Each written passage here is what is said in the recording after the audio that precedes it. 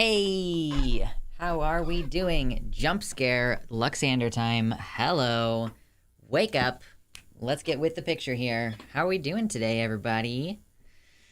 Oh my gosh, I am ready to stream. I'm ready for vibes. I'm ready for chill.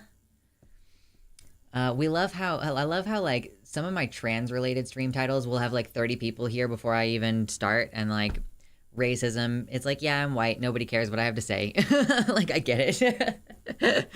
Yay, racism or whatever. Yeah, exactly, quantum cactus. Well, hi everyone. Let me make sure I've got everything open and ready so I can see all of you lovely chatters all over the place. Okay, hold on.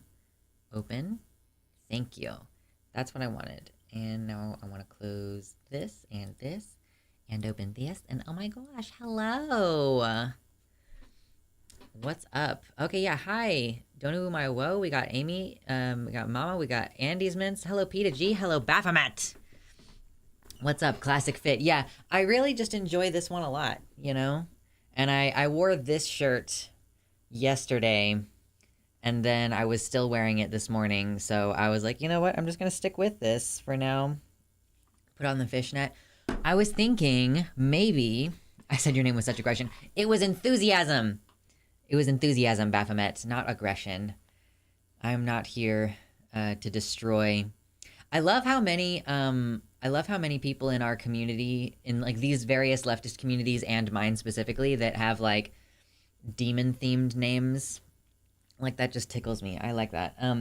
I thought maybe I would, during the vamp time of stream, during this like chilling out at the beginning of stream time, maybe I should like put on makeup. I don't know. I have this thing that I use whenever I want to wear scales. So I could put scales on. Obsis with the $20 dono. Yo, getting things started off strong with the $20 dono. Thank you. Let's get this vibe party started. Vibes. That second song that was playing on the pre-stream thing, like, whoa. That is it's one of my favorite stream songs, and I've had it stuck in my head for a couple days. Reminder that Baphomet is technically a deity, not a demon. Yeah, true. Yes. Of course. As a bunch of queers, we are often demonized by society, so some of us wear that label with pride. Yeah, I mean, it's like me going all like, I'll use its pronouns and shit now, you know? Hell yeah, number go up. I'm excited about numbers going up. That's very good. Like, I'm in a great mood today, y'all, and I hope that y'all are in a good mood today. We're gonna chill and hopefully enjoy ourselves a little bit. What's up, Doc Foxy? Welcome to the website. Thank you so much for popping over. Maybe this might be a cozy chill vibe stream. It's a Sunday stream. I might need to change the stream title if things don't pick up a little bit. Because, man, Sundays are bopping. I love bopping Sundays. How long do you think you'll last? Listen, you say Smuggy. You have no idea what the last couple days have been like for me, as far as regarding the question of how long I will last. LOL. Amy, thank you so much. Would you mind talking about DBT at some point? I need a comprehensive program to get back to my things. Yeah, so it's been a little while, but I talk about DBT sometimes because I did that program for a little bit less than 2 years, and I graduated from DBT. So, yeah, I like to share... Dock and ball torture, true. I like to share skills and stuff, especially, that can be really useful. Like, we occasionally have streams where we kind of go over strategies for wellness, I guess, and that's sort of one of them. Since all of DBT stuff is like evidence-based practice, and I think a lot of it can be beneficial to stuff even outside of that framework. That seems impossible to me at this point. Cannot imagine not needing excessive levels of help to function. Yeah, I mean, and everybody's different. Everybody's case is more or less severe. I don't think my borderline has ever been very, like, severe. But yeah, it's definitely, like, a struggle sometimes. Yeah, I'm gonna brainstorm this stream title. I might want to change it. But if you are here and you're hanging out, hit like. As we ramp up. DBT is lovely, and I think most people could benefit from learning some of it. Yeah. Severe is probably a good word for mine. Yeah. So have you done DBT before? And are you like, you don't know about it and this is like, you're curious about it? I saw you, wait, you were talking about it earlier before I came on, right? I'm looking into a comprehensive DBT program. It's so hard to find trans competent ones. Yeah, so I was really lucky. I ended up getting into my DBT program through a therapist who was leading a trans-focused group. Yeah, dock and ball torture. Yeah. I met my therapist through a trans support group specifically, and then she scooped me up for regular therapy, and in that process she got me into the DBT program because she thought that I would benefit from it. So I just had a trans competent therapist in the first place because that's how I met her. So and then consequently, because there were so many trans people in the DBT program at the clinic that I was at, we did end up having a trans only DBT group. Like, I don't know if, yeah, like you do individual therapy and group therapy if you're in a comprehensive DBT program. And I did, yeah, like group therapy for quite a while. Does anyone else feel kind of drunk in the mornings for no reason? A little delirious, I guess, is the way to say that. What's up, Dally? Welcome. Oh my gosh. Oh my gosh, was there another dono just now? What was that?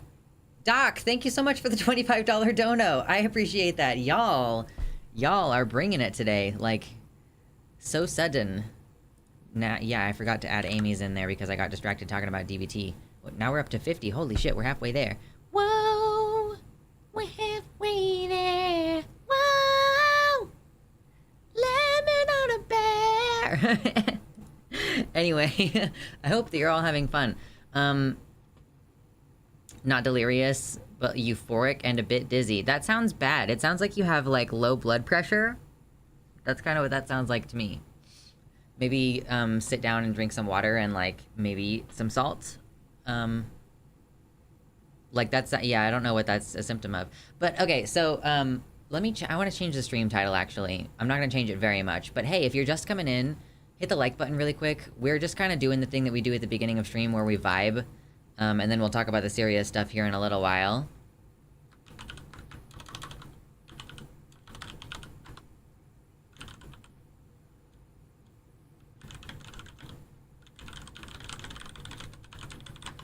Okay. We'll fix that. There we go. Now let's see what that does.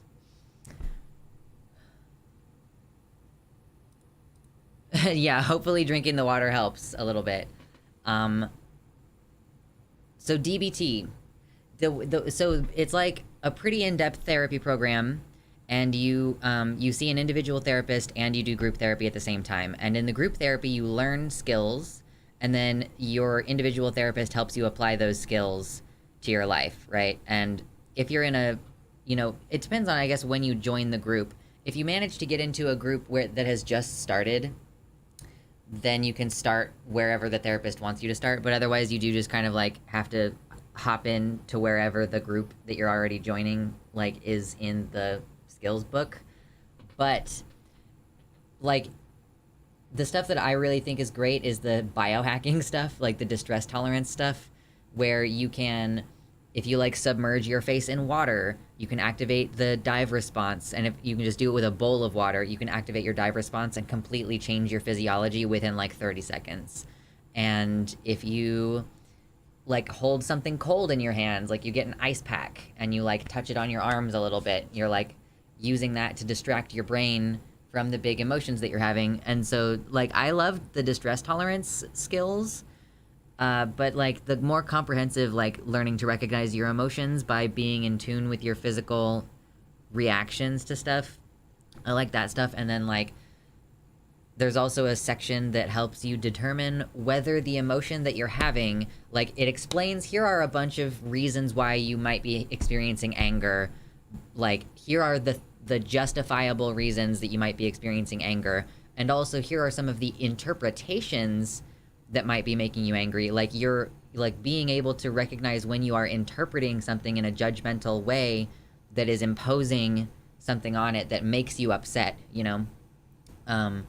So like non-judgmental stance, like learning how to reframe things and be like, this is objectively what happened. Then you can determine like, is my emotion matching the facts, or is my emotion in proportion? And then you can either problem solve when the emotion is justified and proportional, or if the emotion is unjustified or out of proportion, you act opposite to it. And that's, again, like you're using like the physical action of your body to counteract the emotions. And that's the kind of stuff that I really like about dialectical behavioral therapy. That's like what makes me feel works. This reminds me that baths were once used as mental health treatment. Yeah, I mean, like, you know, like, physically like, relaxing your body. That's the thing that people don't get, is, like, it's a two-way system. Like, you tend to think of, like, your emotions as being, like, the driving force, and then you have, like, these physiological reactions afterward, but you have, like, they happen, like, simultaneously, though. Like, if you're at work, and your boss says, hey, I need to talk to you before you clock out at the end of your shift today. What's the very first thing that happens is like your heart rate goes up. And then you start thinking, oh my God, did I do something wrong? Am I gonna get fired? Like, what is happening? Why does he want to talk to me? Like, that stuff happens after. Like, the interpretation happens after, but you have the physical reaction is immediate. But you can then, like, you can choose to exert control over your physical body and have that reroute up back to your brain in a way that actually calms your brain down. So that's like what I really loved about dialectical behavioral therapy, that like you can just choose to fuck your emotions up and like be feeling something else. What's up, Raven? That's so Raven. Good morning from the PNW. Good morning from the PNW. I will be joining you someday. I think it's more or less official. Like, I've been talking to my partner, and I think that our like capital P plan is to go to Washington, you know? Like, we might discuss some other options, but I think that we're both pretty keen on that, and my siblings are enthused about the concept of doing that. So like, yeah, I think it's like obviously pretty sad, but I'm excited. Warm to hot baths actually help my body's physical response to triggers. Warm blanket too. Yes. So that's like a calming, that's not really distress tolerance in the same way as like using cold is like a disruptive to your immune system kind of thing. But yeah, warm and hot baths feel good. Right now I'm basically slave to impulse and avoidance. Right, and like, listen, let me be clear. I have serious avoidance problems. Like, I fucking hate responding to direct messages, and I think that the reason for that is because my partner and I have had so many arguments over text, and I feel misunderstood over that medium often. So like, I don't really respond to my friendships. When my friendships start to get a little bit more like, we should be more vulnerable, or we are vulnerable, like that, I get really upset by that. And that's like bad, right? I need to act opposite to that feeling, and like gradually expose myself to, you know, relationships where I can be a little bit vulnerable, right? Still don't know much about DBT.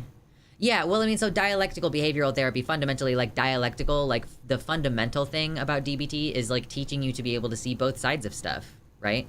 And to be able to see how there's like a push and pull and like a counterbalance to a lot of different things. That like this style of, oh my God, gnats in my coffee. Like that this style of dealing with your problems in an unhealthy way is a reflection and a mirror of this other problem, like this other maladaptive way to deal with your problems.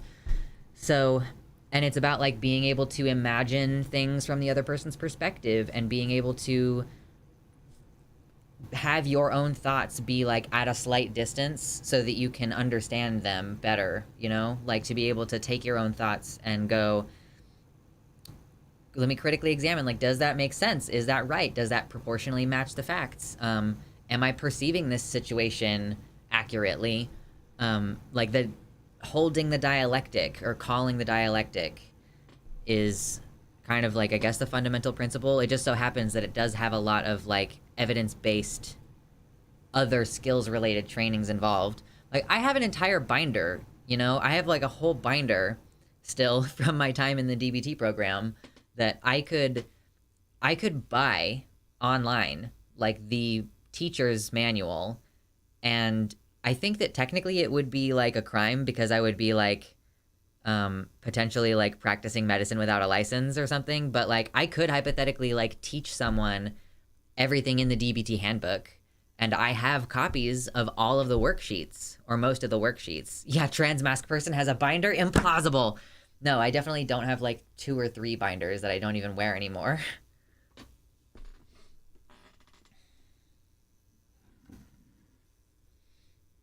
I had a similar experience with MMFT. I was really bad at regulating emotions before starting it. I haven't heard of MMFT.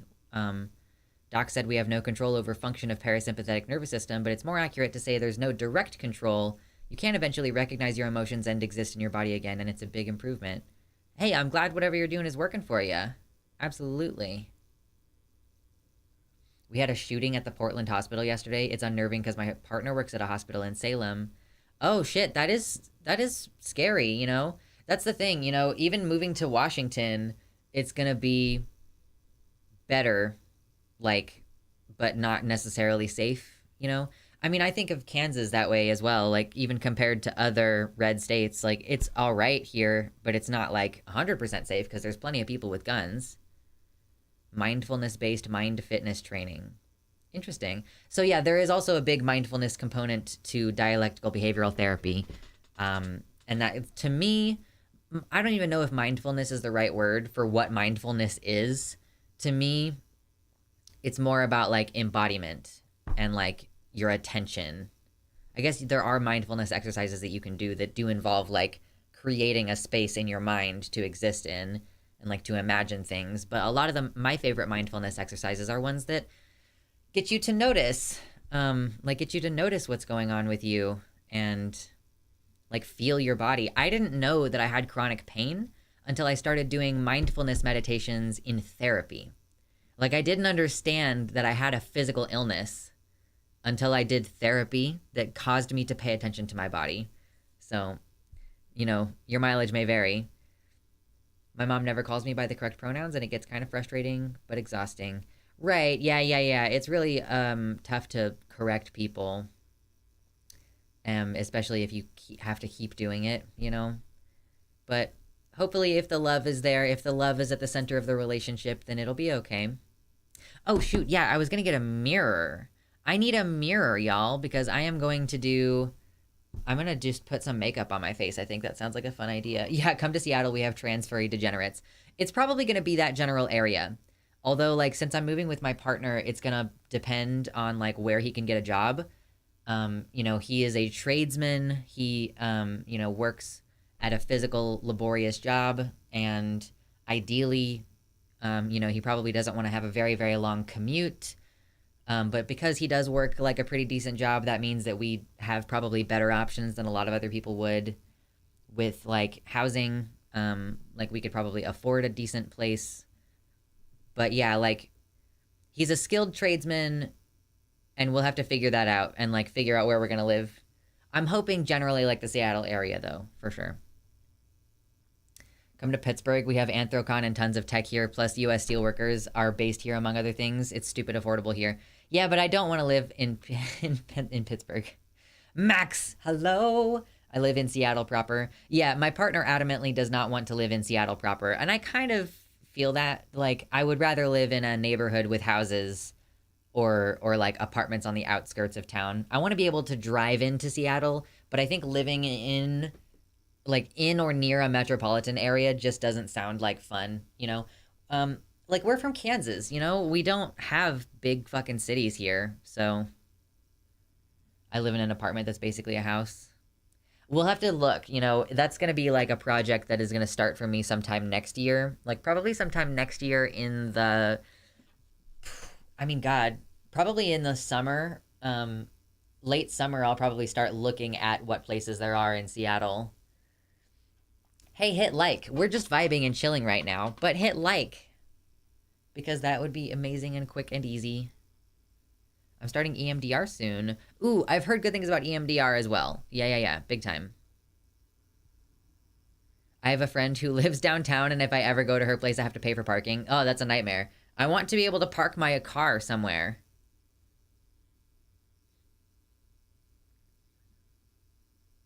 I live in an apartment that's basically a house. All the bedrooms are upstairs. Huge living room, kitchen, dining room. Gorgeous. Okay. But yeah, it's gonna mainly depend on, like, it's gonna primarily depend on where my partner can get a job at. And then we'll just find something, like, that is in relatively, like, makes sense kind of driving distance to that location. And, hopefully that will be pretty close to where my friends live, at least close enough that I could drive and come see folks, you know? Plenty of people are concentrating in Seattle, so I'm sure there will be more and more trans people that I would love to meet. Listen, I'm like excited about the prospect of going to like Trans Pride Seattle next like 2 years from now, you know? Cuz they masks were required this past summer. Like this summer, I saw like Demon Mama and Silent, some of my other friends went up there, and I saw like pictures, and like masks were required. Bellingham, Washington has a non-international ferry to Alaska if you need to get to Canada ever. I guess fair enough, yeah.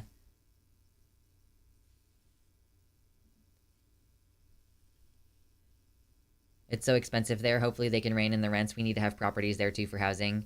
Yeah. And like, I think my partner and I might have to discuss, like, when we move up there, are we going to move into a place that we're going to rent, or are we going to try to pull the trigger and become homeowners? Like, are we willing to do that in the United States? I don't know. It's going to depend on what the situation is like, right? But I'm glad that we have like a sense of direction about what we're doing. Because like, I was worried for a while about trying to have that conversation. Like, it's tough and scary to speak with your loved ones about the prospect of like having to become a political refugee or whatever. And like, what does that mean? What are we going to do? Like, how does that affect our futures and stuff? And, you know, thankfully I think that we're in a relatively good position, but still, like, it's scary and it's tough to talk about. And I'm glad that, I at least feel like I have a plan of sorts for what's going to go on. I'm trying to save money for a few EMDR sessions since insurance isn't taken by those in this area and no regular therapy. A close friend told me one session can alter your life for the better. I've heard that as well. I've heard that it can be very good. Where would we be refugees to that isn't dealing with exactly the same or much worse? I mean, basically that's the question. Is it better to be in a relatively progressive state in the United States and hope that local protections will keep you safe if the federal, because it's kind of hard for the federal government to exert that much direct control over the states here because there's just so many of them, right? So if you have sanctuary states and you can concentrate queer people in those sanctuary states, like, that is, I guess, probably the best option, especially since a lot of these other progressive countries have really restrictive national healthcare systems with regards to hormone therapy treatment. Like, you might as well go to a state that has informed consent and have your medical care and like have an ID that has a correct gender marker on it. Ooh, I finally went and got the passport paperwork. I still have I need to scan some of my documents, I think. But I have the paperwork packet all ready to fill out for applying for a passport. So I will then have one ID. I will have one singular identification that has the correct gender marker on it. And then when I move to Washington, I will be able to get a driver's license when I move there. I won't have to get one immediately because I don't think mine expires for another few years. But yeah, then I'll have like a second ID that says the correct gender marker, because in Washington you can just declare your gender marker instead of what I had to do here in Kansas, which was I had to do some form of medical care, and then I had to have a doctor that said, hey, you know, I gave this person medical treatment for transition, and they have transitioned sufficiently to change their sex. So that's why my driver's license says male, is because I went through that whole fucking rigmarole. It was irritating. Oh my gosh.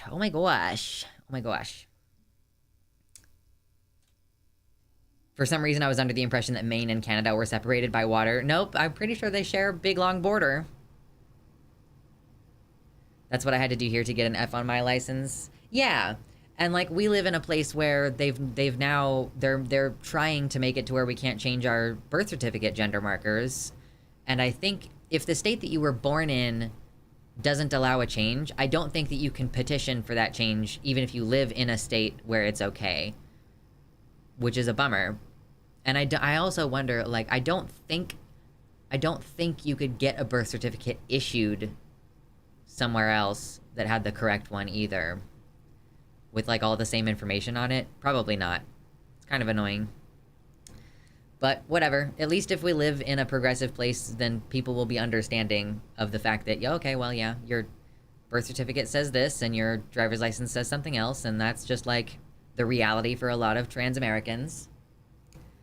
Hit the like button, by the way. I am hanging out and enjoying that time with you all. So if you're enjoying it, or if you're gonna leave because you don't want to hang out and you only want to talk about annoying, serious politics stuff, which we will get to later, hit like before you leave. Yeah, I am dealing with gnats. I have a bunch of... Oh, man! Oh, man. I didn't take an updated picture of it. Oh, so you can't see the finished product, but I just started up a new terrarium. Like, I've built it Friday night. So I have a bunch of fungus gnats because I have plants all over my house. Like, I have a bunch of plants, and I have my, like, my isopods, and they are in containers that it's really easy for... Like, it's really easy for these things to breed, the fungus gnats. And it sucks and it's kind of annoying, but I'm working on it. I have some stuff around the house that and I need to get some fly strips so that like, I'm trying to kill their babies using this, like, mosquito larva eating material that you can buy. Like, there's some fucking bacteria in them or something that eats mosquito larvae and fungus gnat larvae. So you can put them in the soil or whatever, and it'll eat the eggs that they're laying in the soil, essentially. But I do still have a bunch of adults all over the place. But I just built a new terrarium, and so this is not the totally finished product. This is not the finished product because I changed some things about it since I put this stuff in here. But it's been... this is a picture, like, right after I built it. And, let's see. Yeah, there's, like, a good amount of just good plant shit happening in here. So I'm really excited. And the reason why I'm so excited is that I am going to transfer my isopods into there. But I'm going to, like, wait at least a little while before I start transferring isopods into there, because isopods eat plants, especially they eat plants that are stressed out. So I want to make sure to give the plants time to, like, adjust and recuperate and be prepared to be in there. Let me make sure. Did this actually show you the correct thing? Yes, it did. Okay. Yeah, so I want the plants to, like, chill and recuperate. And then I will introduce the isopods after I feel pretty confident that the plants are all getting an appropriate amount of light. Because that would suck. If I just built that whole thing and I bought plants and I put them all in there... Can you imagine a predator that only eats you if you're stressed about it possibly eating you? It's not that they're stressed about being eaten. It's that if they're stressed in the sense that they don't have enough light or something like that. Like the plants that I've noticed that, you know, the isopods will eat those are the ones that are clearly struggling with a low light situation in the terrarium, you know? So I have a plant light in there. I'm probably going to buy some specific grow lights for my terrarium.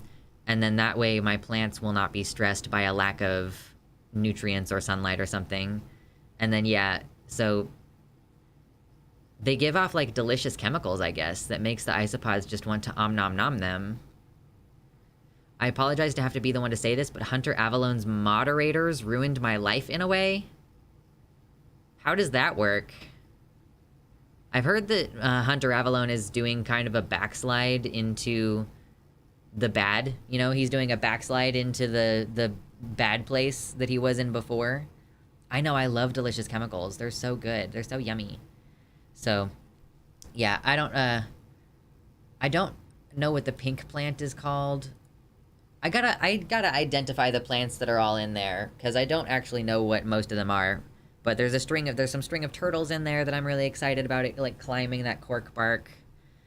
And then I have like 3 different containers of bugs right now. You know, I have 2 like Tupperware containers that are like this, and then I have my bigger one. But I just want to take all 3 of them and put them all in there and see how that works. Yeah, we're still doing chill times. I'm talking about my bugs and terrariums and stuff right now. So I'm pleased, because my partner just had an extra tank sitting around, so I got the tank. I got my stimmies finally. Doc prescribed me a different one because of all the Adderall shortage, and I feel very good on my delicious chemicals. I did an 11-mile hike today because I feel so good. I came home this morning because I stayed over at my partner's place last night, and I came home this morning, and I was like, I need to take a Ritalin. And I was struggling so hard. I was like misplacing my stuff. I couldn't find anything. And then Ritalin kicked in, and I was like, okay, everything's all right now. One of the moderators hacked my account, saying it was a terror threat, thus barring me from college.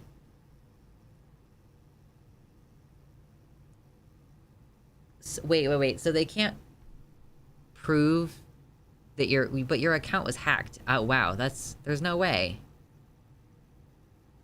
Yeah, my terrarium. I'm taking my 3, it's not really terrariums, like my 3 dinky, unpleasant, strictly exactly what they need housing for my isopods, and I want to put them in an actual beautiful, like, I love the piece of cork bark that I found. It prevents, or like it presents such a like beautiful movement across the whole terrarium. It's gorgeous. If I ever get back on stimmies, I want Adderall. It wasn't nearly as addictive for me.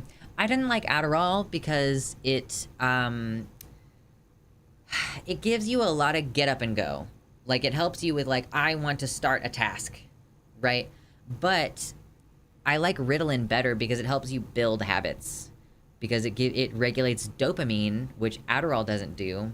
So for me, I really just prefer having the dopamine regulation assistance. That seems to be what makes the biggest difference. Ritalin sure helps you build habits, all right. It helped me build a Ritalin abuse habit. Right, yeah, which for me, I don't have that problem. I am supposed to take mine twice a day, and it's not, most of the time I only take 1. Adderall regulates dopamine, what the fuck are you talking about? I thought that it didn't. I thought it was, like, norepinephrine, mostly. Or it's like the way that it reacts with the dopamine receptors is different. Because, like, Adderall didn't help me the way that Ritalin does. So there is something different about them.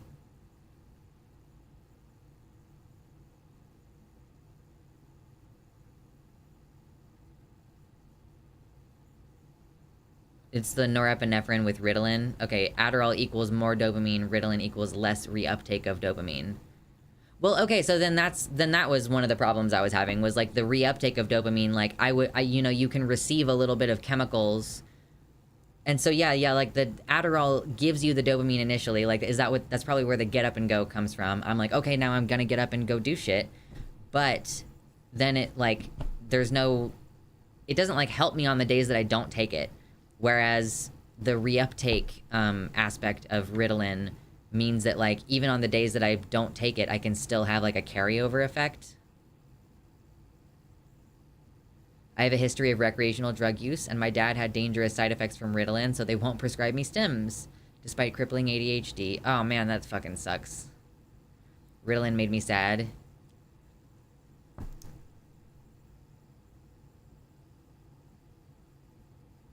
Strattera? I'm not familiar with Strattera.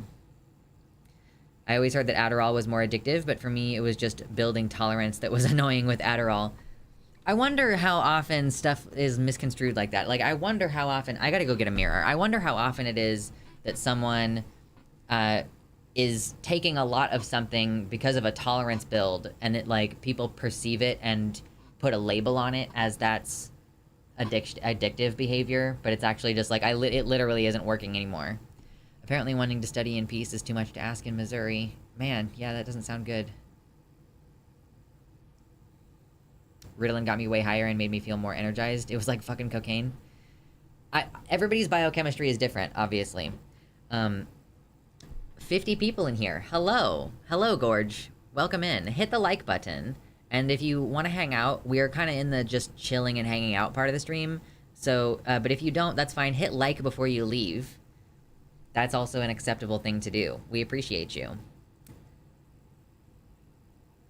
A lot of research bias covers addiction and high tolerance, causing distress together, leading to really hard to break down information. Right, yeah, there is so much research bias, and there's like, addiction is such a stigmatized subject. We know this from the recent stuff with Keffels, and like how a bunch of people in the leftist community are like, you're enabling this dangerous abuser, and it's like, no, that's not how this works. Like, you can't socially, like, shame an addict. It just pushes them further into their addiction. Like, I don't know, it's stupid.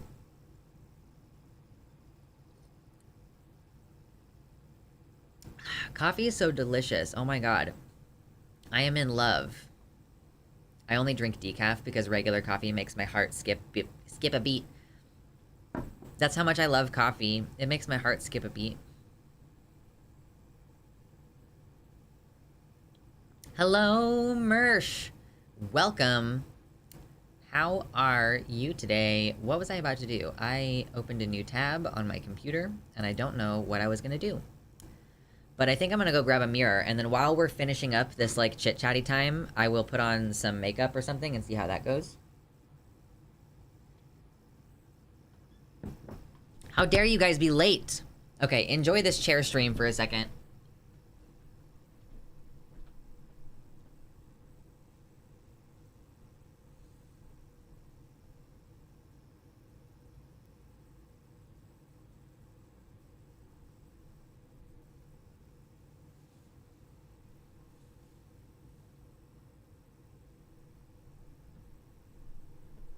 Okay, babes, I'm back.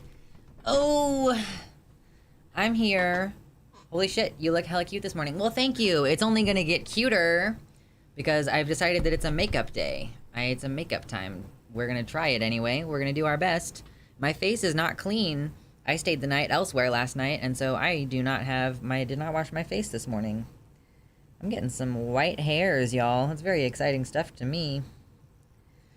Hell yeah.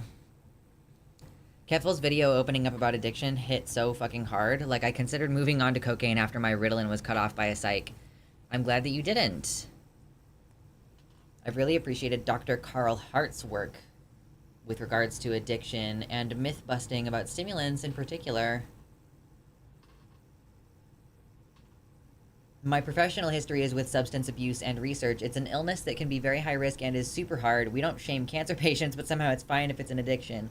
Right, because people don't view it as an illness. Or like it's like a complex psychosocial phenomenon. With like, you know, there are some physical components with some physically addictive substances, but like the reason why people are doing them is because they are not having some need met, right? Okay, so this is where I store my makeup in a cute little chest, okay? In a cute little chest. This is where all my makeup is. So I think I'm gonna do black lip and some silvery scales today. I think that's mainly my goal. Is there any point in seeking therapy if the therapist in question thinks I'm, quote, hyperbolic about the hate towards pansexual people as well? I mean, are you speaking about, like, hate toward toward pansexual people specifically? Like, I guess I am not aware of, like, anything specific that pansexual people get that wouldn't also be applicable to, like, bisexuals, and that, like, maybe the kinds of stigma against pansexuals would be more easily understood through a lens of, like, biphobia in general. But that's just my personal opinion. Obviously take it for what it is. Luxander just making things up on stream today. Shake my head. I know, I'm making so much shit up. People totally do shame cancer patients if they perceive it to be something like lung cancer due to cigarettes. Yeah, they might be like, oh, it's a shame that you have lung cancer, but also you brought it on yourself. Thank you. I'm glad that you like my makeup chest. Hello, Corpse Candy. I've met a lot of addicts in recovery during my life, and there is way too much fucking stigma toward these folks. They're just people. You know, imagine being like a recovered addict and still having to deal with the social stigma of people constantly bitching about addicts and knowing that you know, one bad day could send you into a relapse spiral. And that, like, that stigma and that shame is part of what makes you enter into that spiral, you know? Stop it. Holy shit, dude.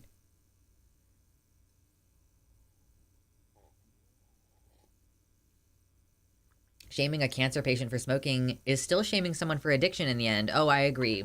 Making their illness the result of some moral failure. That's true. Yeah, I think, and it's partially because people really cling to this idea that they, that, like, they will not get ill as long as they do all the right things and they're, like, morally upstanding. Like, there is this sort of connection in people's minds between illness and morality, in the sense that, like, if you are just a good person and do the right things, then bad things won't happen to you, including random illnesses.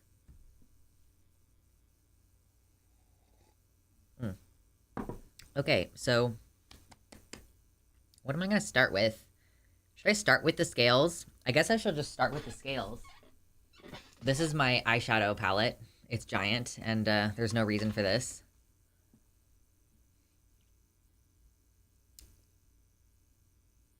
People shame addicts, but they don't shame society or the system for being the root cause behind pushing addicts into those. Yeah, exactly. Again, it's another one of those, like, let's blame individuals for a problem of, like, a systemic problem. Like, let's just blame individuals for a problem that we could, as a society, pull together and solve, but we've just chosen not to. Okay. What direction? Yes, this direction are my scales? I think this direction. Cool.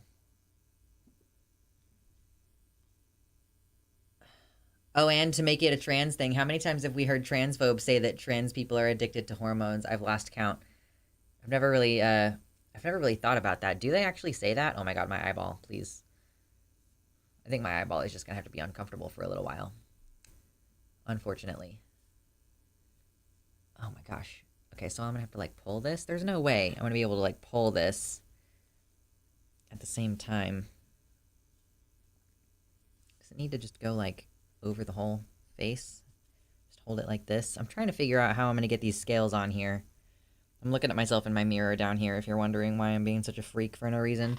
Okay, so we'll try something like that, I suppose. Did he literally say slavery was good?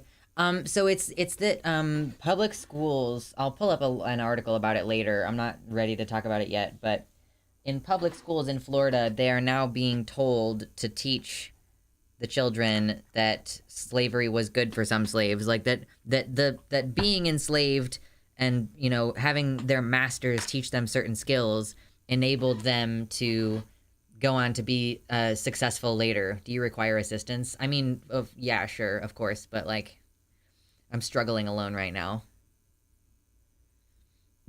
I like the half-on lace. It's only so that I can put makeup on using the lace as a template.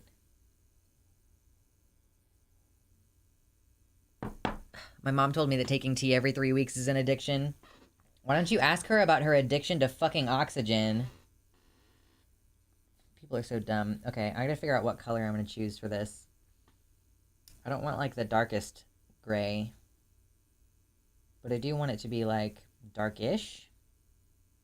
I don't know. There's, like, a couple of different grays on here. Silvery gray. I'm undecided. That one's a little greenish. Oh, that one's a little greenish. Okay, I like that one. Yeah, we'll do one that's a little bit greenish. I really don't do makeup super often, and I'm also, like, not going to do a full face. I only like to do little costume makeup things where I'm like, I'm only going to put a little bit of makeup on. Are we getting Luxander ready for its trans queer wedding? True, yes, that is what's happening. Hello, Kansan. Yeah, we're just hanging out right now. I'm putting on makeup. This is what I've chosen to do with my time today. Okay. Let's get some of this going. A little bit of this. Oh my god, I need this palette to be open. Thank you. Oh no, no, no, no, don't fall, please. I need you to stay open. This is the one bad thing about having a giant palette. Is like, there's not a good place for me to set it at my desk right now. But, you know, we're trying our best. Just giving some scales, some scaly scales.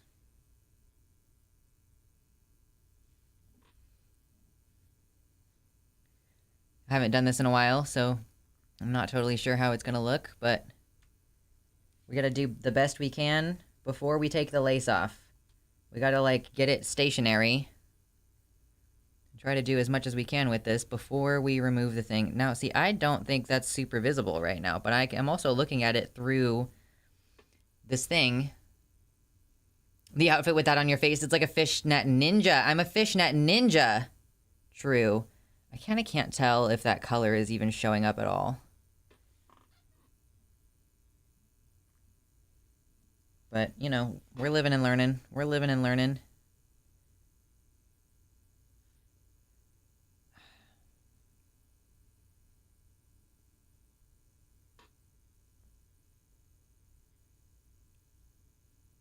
Maybe a little bit more out onto the cheekbone. Some vibes. Some vibes. I'm not really sure what the vibe is, but it's definitely a vibe.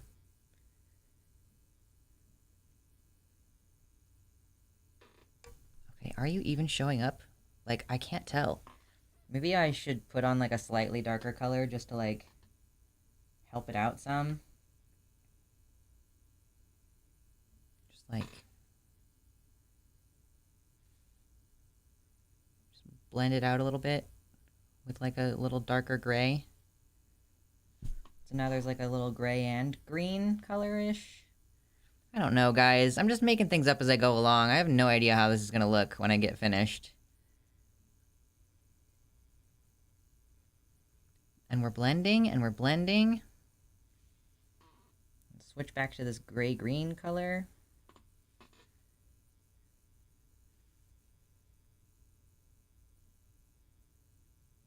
Okay. I think I'm gonna give up now and see how it looks. Are we ready to give up and see how it looks? Addiction to dihydrogen monoxide is yeah, it's a severe problem. Okay, I'm worried that it's not going to show up enough. And that I will have wasted my time just now, but let's do it. Let's see. Oh, okay, I mean, that's not awful. It's showing up. Like, it's showing up. Yeah, I mean, that's happening. Sure. Sure. I feel like that did something, right? It's not perfect. Like, it could be better. But it's certainly doing something. You know? There we go. That's pretty cute, actually. I don't hate that. Alright. Let me put this palette back together. Alright. I don't hate it, you know? For some reason, the fishnet is giving me poison ivy vibes. I think it's also because it is green, you know? Because I'm committing to the green. I'm fully committing. I guess. I don't know. Yeah, I mean, it's fine. It could be better. I could have gone up a little bit higher up here with, like, the edges. But, yeah, it's fine.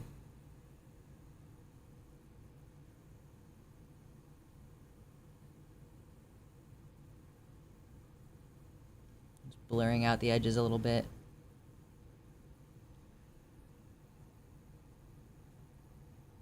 Well, cool. That's kind of nice. I like it. Yep. I'm just blending out the edges a little.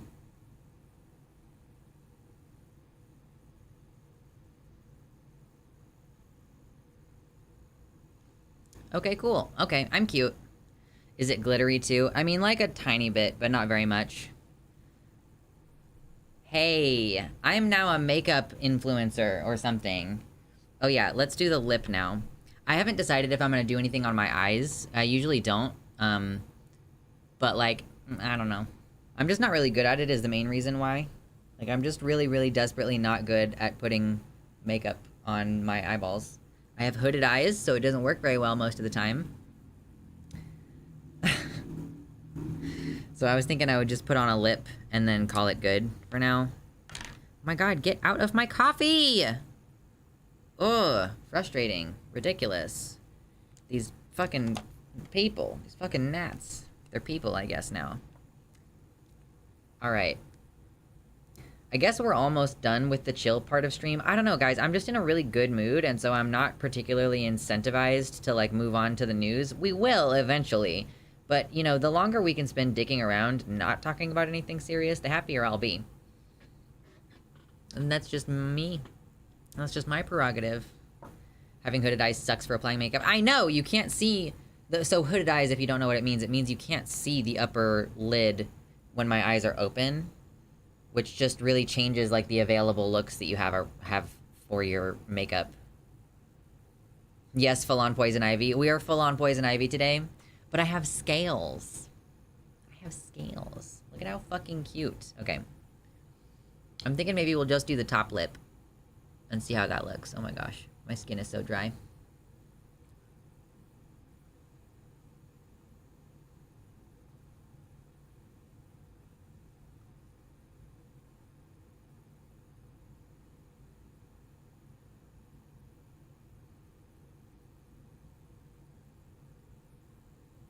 This is fun.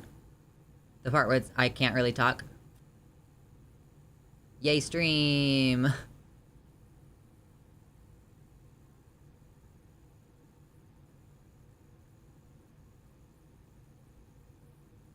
And I don't really like to overdraw my lip very much. I do a tiny bit, but not much.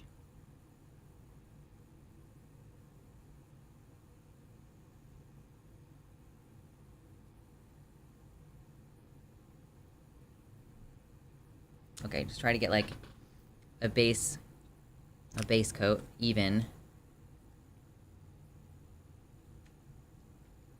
We evolved to have eyelashes and twitch when stuff touches them, and we decided to invent eyeliner. True! Moisture. Tattoo eyelids. True. I want to tattoo my eyes open. You know, like when your eyes are closed and they look like they're open. That's what I want. Not really. I am really feeling, like, antsy about getting my next tattoo, though, but it's like, can I justify buying that? I don't know. Does anyone want to drop me, like, $150 exclusively for for getting a tattoo and not feeling bad about it? Yes, exactly. Jack Sparrow got eyes. Yeah, for sure. Okay, let's try to do this.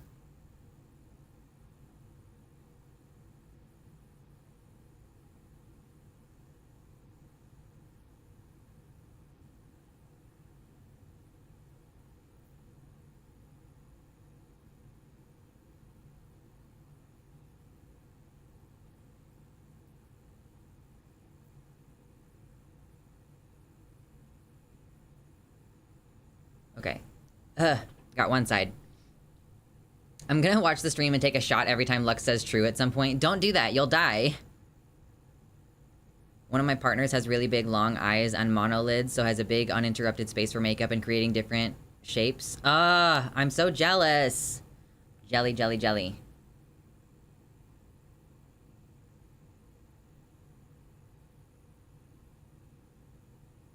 Okay.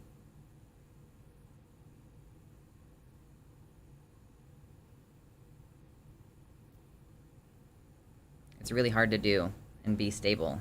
I should probably do the edges with lip liner, but I don't have any.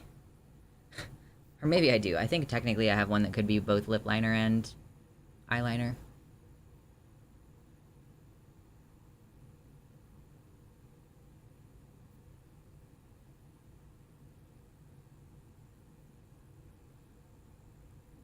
Okay, I do overdraw a little bit to change the shape around the outside.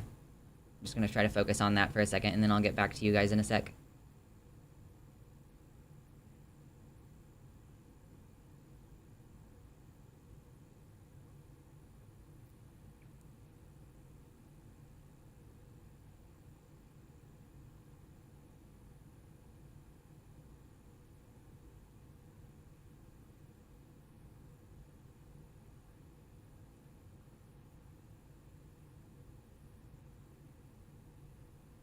I'm focusing so hard.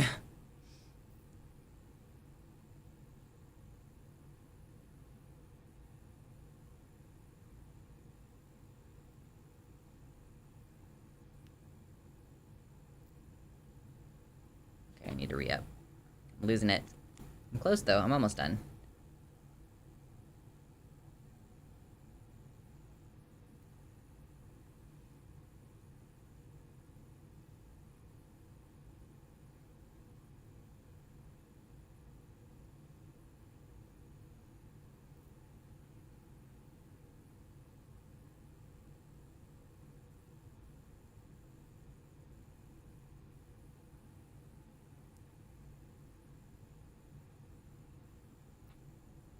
Okay, I may have fucked it up a little bit, but that's okay.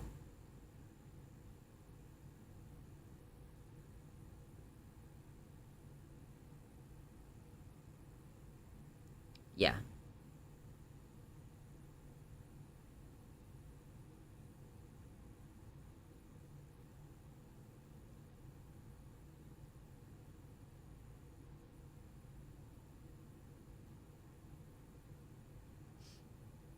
Okay, that's basically it. So, that's how I do my top lip. Yay! I figured it out.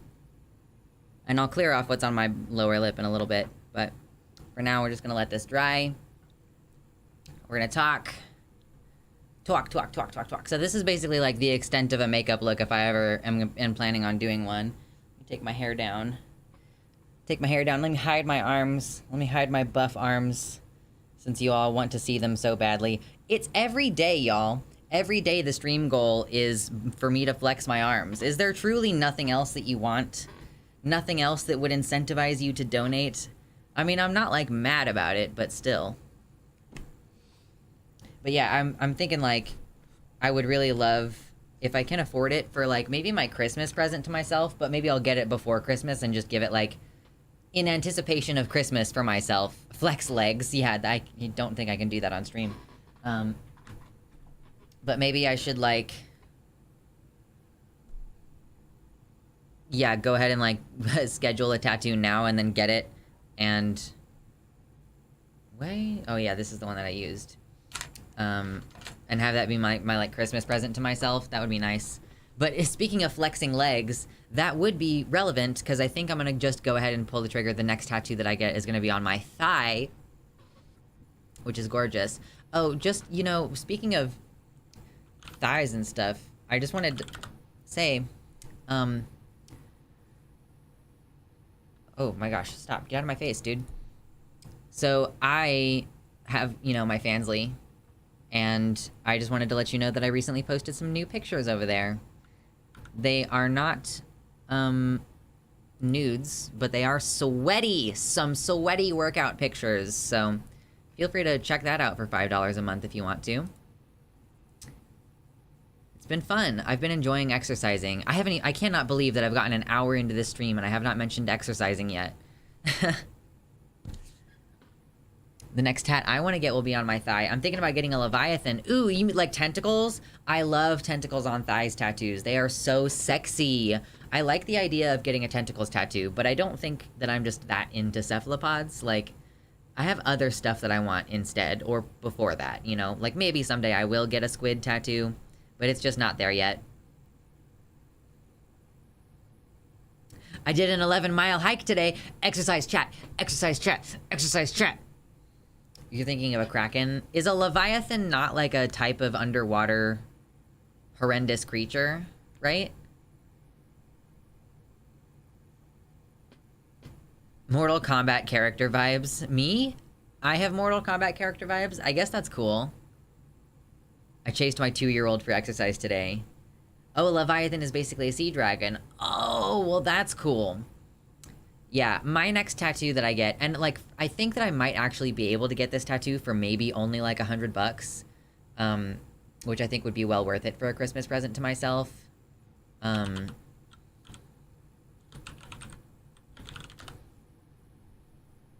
on.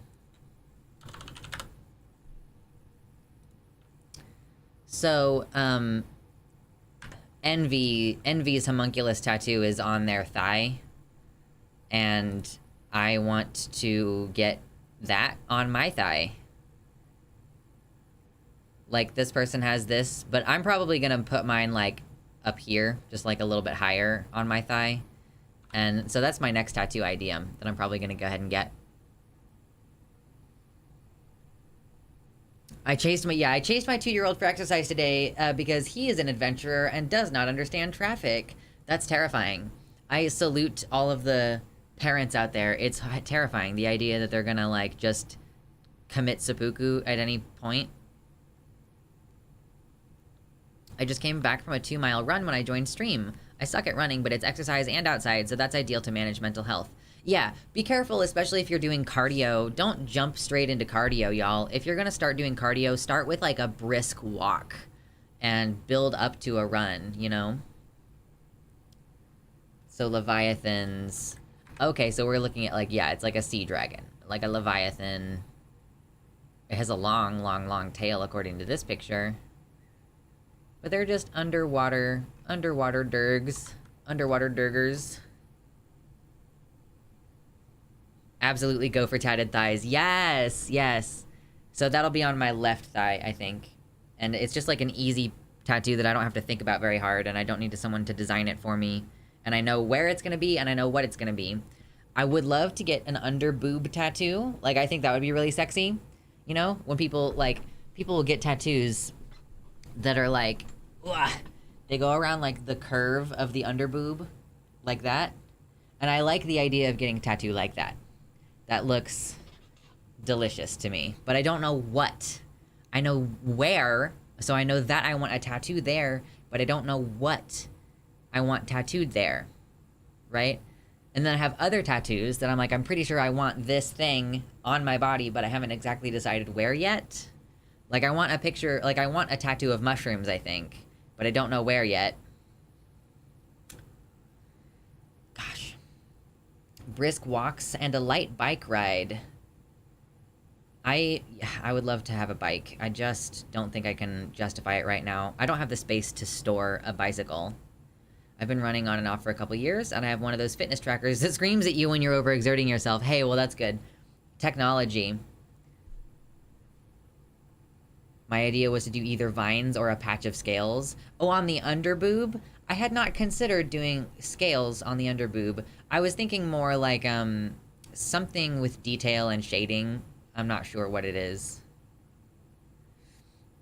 But anyway, I'm glad that we've all been having such a chill, relaxed, laid-back conversation. I enjoy chilling out with you all on stream. Definitely makes my life more full and complete to have this wonderful community to chit-chat with. I want to get bees and crossed honey wands on my forearm because of mead brewing. Ooh! That's cool. Yeah. Luxander gets scale tattoos, becomes one step closer to becoming the dragon it's destined to be. I've thought about scale tattoos before, but I've thought about, like, scale tattoos, like, maybe coming up onto my neck or something like that. Like maybe back and shoulders and coming up onto my neck. But I haven't thought about it in a really long time.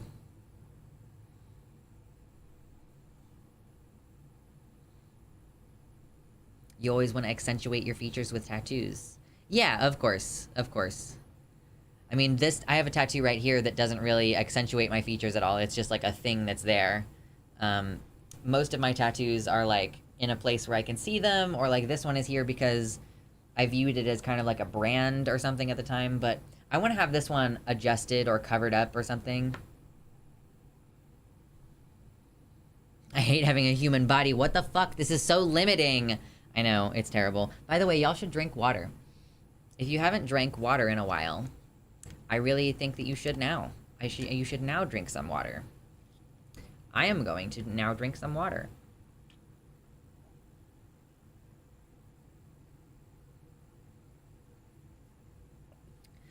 Is bacon snacks water? I regret to inform you, I'm pretty sure that bacon snacks are not water. You'll get some salt, though, and salt is good for you. In moderation, of course. I've never gotten a tattoo, but I would like to someday. Personally, I'm a big fan of body modification that enables you to express yourself. I don't think you should be encouraging dihydrogen monoxide addiction. I know. What is the line? What is the line from Fury Road? It's like, do not become addicted to water. Too much salt in your teeth will go gray. I'm hypertensive, so salt is not good, but so tasty. Ah, be good. Be good, do healthy. Is beer water? Beer is like 80% water, I think.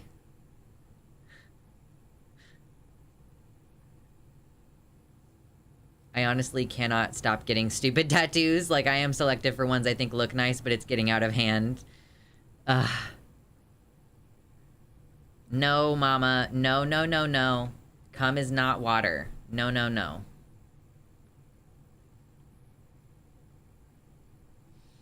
Anyway, y'all. Let me close some of these tabs that I don't need open.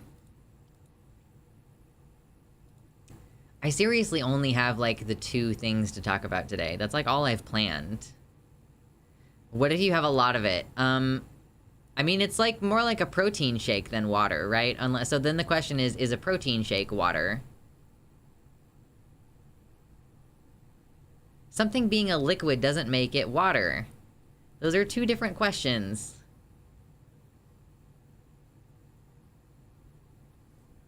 Plans? I thought you were an anarchist. No. Yeah, that's what I can't ever be an anarchist because I care too much about having a fucking plan and being able to like ideally like foresee what's happening in the future. Yeah, oil is water because it is liquid. Are you okay with people complimenting your looks? Yes, Gorge, of course. Why would I dress so spectacular if there wasn't an understanding that I am in the public eye to be gazed upon today?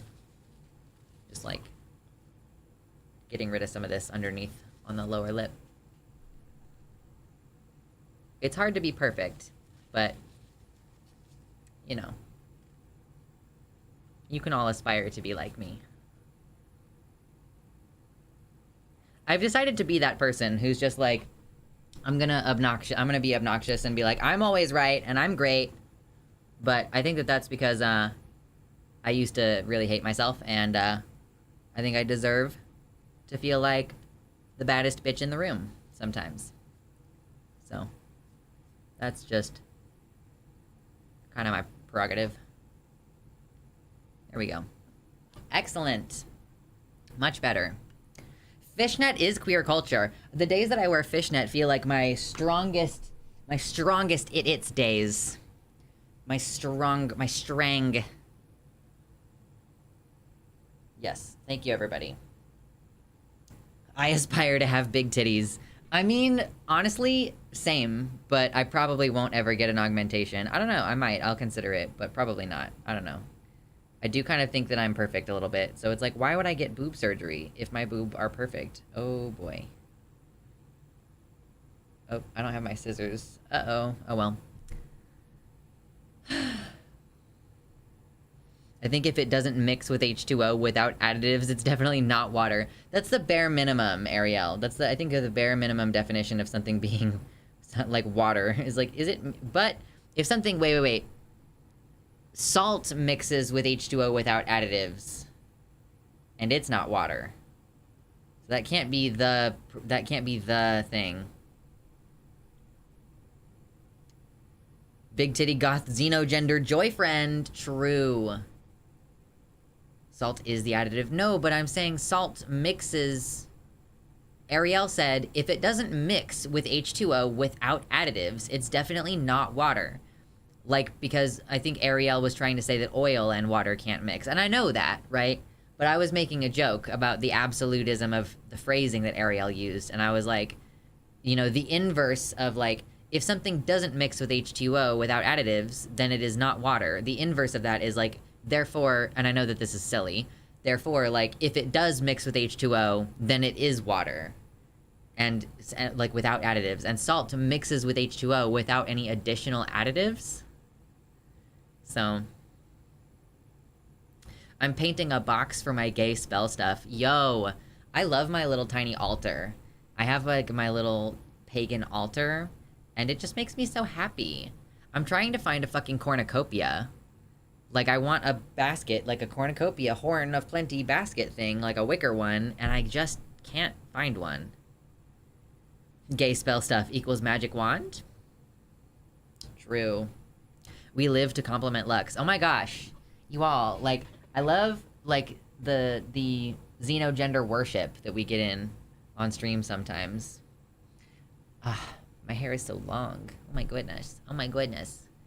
Crochet a cornucopia. Yeah, it's kind of hard to do. There are a bunch of fucking patterns for crocheting a cornucopia, but there's not really a good way to crochet like this curved shape, you know? Like a horn of plenty, it has like the pointy end, and then it curves down and opens up, right?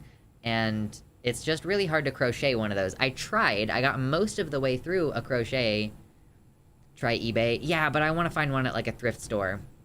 learn basket making. I've been literally, Ariel, you say that. I've been thinking about it. Like, what if, because that's going to be one of those skills if society collapses that we could need, right? Like, basket weaving.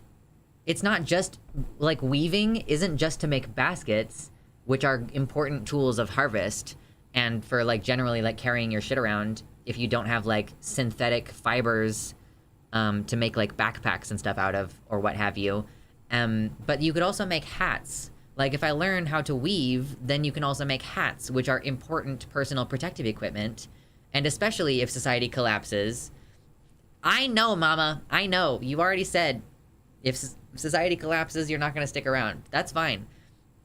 I want to be part of the anarcho-primitivism when it inevitably gets forced upon us. My little sister wants to learn how to fish, and we love that. Like, we love the idea of, like, teaching them how to do stuff like that. Like, you know, fishing and cleaning the fish and then, like, cooking. And my sister is also interested in foraging. So these are just, like, all really great opportunities. Can we go back to teaching our children to sew, please? It's good for their brains and basic survival skills. Did you mean sew? You said see, but I corrected. I could make clothing for people. I know how to sew. Do you know how to sew without a sewing machine? Because we might have, like, solar power or generators or something, but otherwise it might be that we literally might have to go to the hand level of sewing or whatever. Anarcho-primitivism!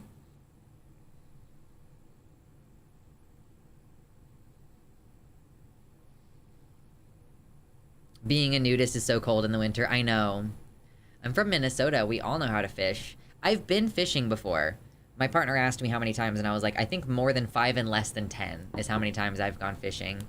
You know, my mom, you know, her dad, I have step granddads and, like, step grandmas. Like, it's a whole fucked up situation. But my mom's dad used to, like, have a lake house, and we would go there, and they had a dock, and we would fish. As a curious straight boy, am I allowed here? As long as you aren't weird. Yes.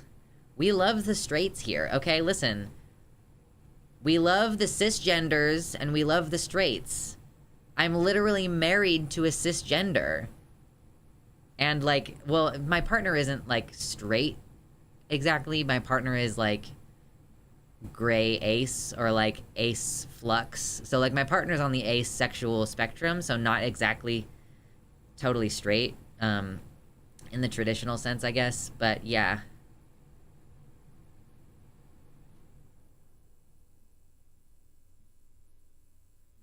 I will stick with gardening as my main useful skill.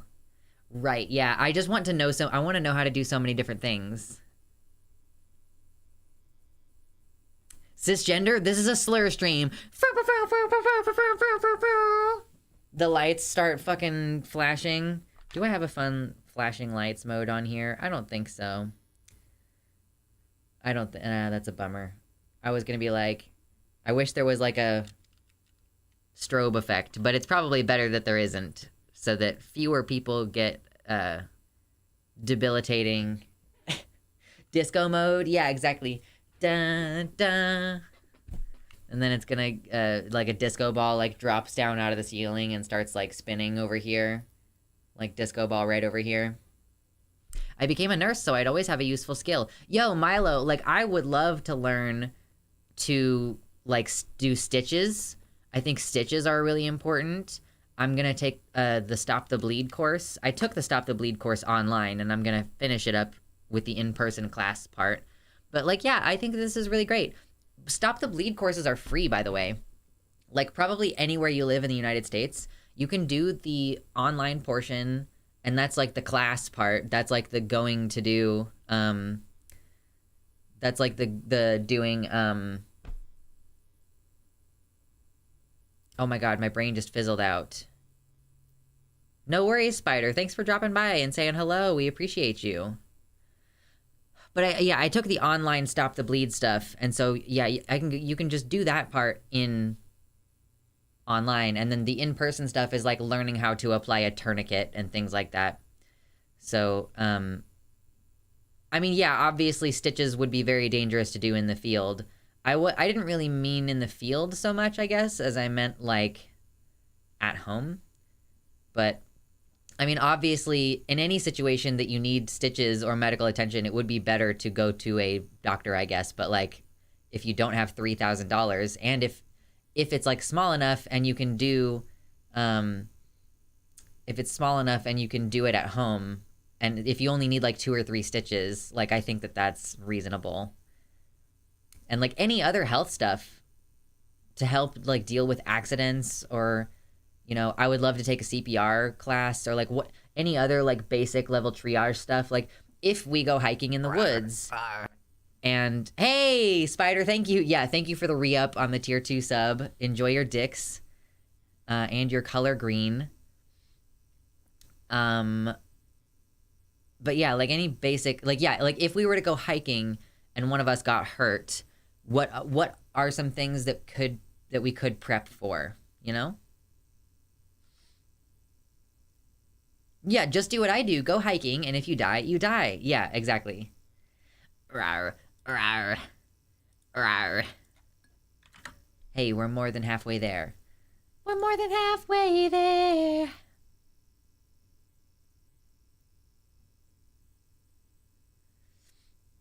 Yeah, you can use super glue sometimes on cuts, but, you know.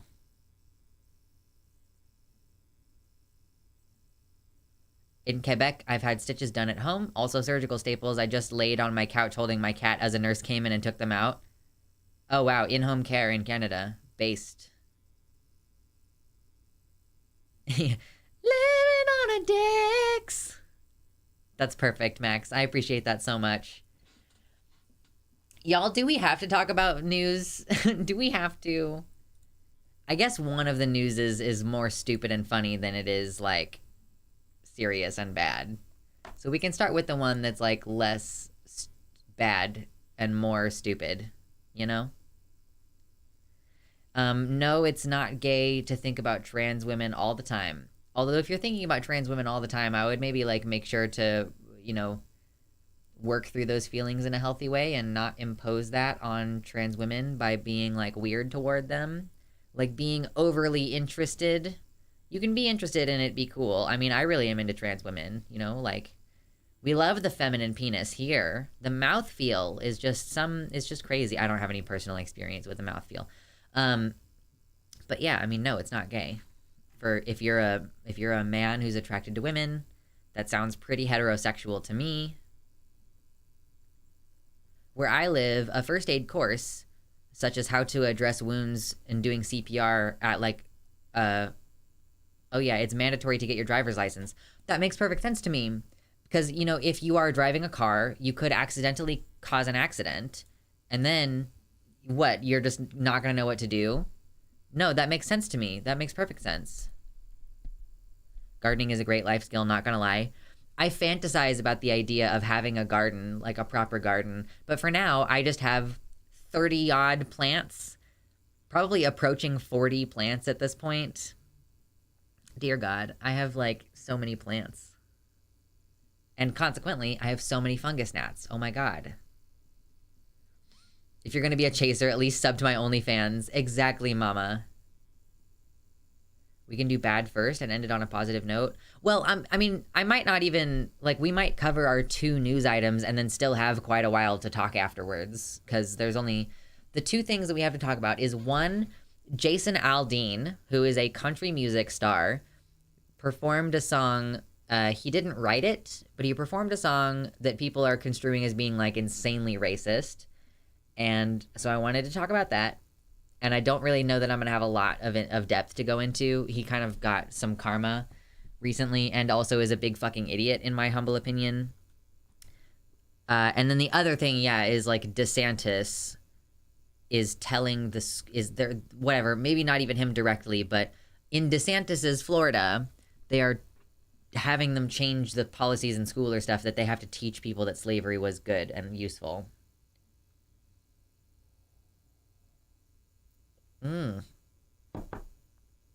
Ooh, we have rain in SoCal. I hope everybody's safe out there on the 405. I don't know. That's actually interesting. Are there more accidents when it rains? I bet that there are. I mean, even in places like Kansas, there are more accidents when it rains. I just wanted someone, and I just wanted someone to acknowledge that I know one of your things. I know one of your things. I'm like one of your highways. You all don't say like I-405. You say like the 405, right? Mm-hmm.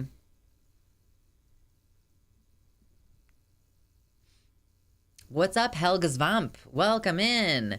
Y'all, so if you're hanging out over on YouTube, first of all, please consider hitting the like button. It is quick, it's easy, it's free. It immediately helps the show. Like, it literally boosts the show in the algorithm when we get likes on the video, so it immediately helps. And then you can join up on the website. So we have a chat over here that maybe you're not seeing your messages show up over here. This is my website, luxander.net/live.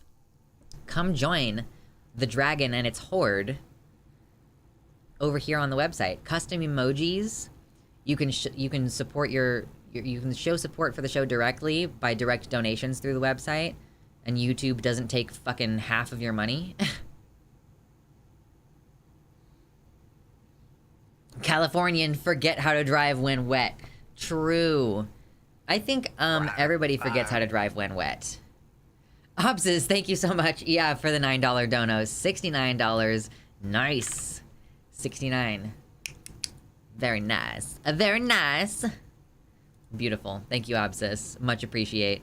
Yeah, that's exactly what I was saying, Timerinia. I forget lots of things when wet.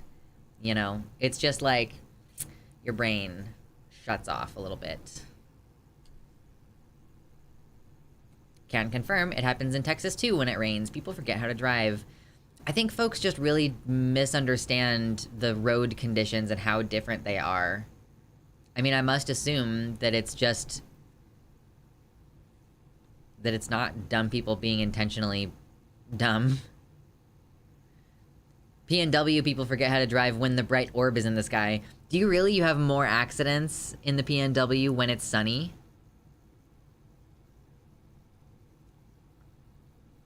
Yeah, yeehaw! Time to go driving with my headlights off, 10 below the speed limit. Just, and everybody, it causes like a 13-car pileup. I always feel like it looks a little weird that I do such a bold lip and no eye makeup. I don't know, guys. Does it look weird and bad? Or is it good? I don't know. Questions. What's the PND? Pacific Northwest. Like Oregon and Washington. That area. OMG, yes, especially the hill going into South Salem. People just don't know how to drive when it's sunny. You do not look weird and bad. Okay, well, thank you. It's just like I said, it's just a really bold lip with no eye makeup. I think it looks unusual, but in a good way, IMO. It would also look good with eye makeup. Oh, well, thank you. Oh my god, gorge. We love it. It's a little bit warm in my apartment today, but that's okay. You look weird and good. Oh, okay, good. Well, thank you. That's exactly what I want to hear. Like, do I look weird and bad? No, you look weird and good. Like, mwah. Gorge. Your look reminds me of one of my fave trans vocalists. Is it Laura Jane Grace? Is that her name? I think her name? Strange and mysterious. Strange and mystérieuse. Where is the French coming from today? Listen, I don't know why. Oh, I guess, like, I was about to say, like, why do Americans, like, why is there this cultural thing where we rag on the French? I understand why we rag on the British. And then I realized, oh yeah, the reason why we have to rag on the French is we have to undercut their power. Like, we have to pretend like Frenchmen are all like faggots because in reality the French know how to fucking protest. Connie Zgarbosa. She does the upper lip look a lot. Okay, Connie. I want to know what this person looks like. Connie Zgarbosa.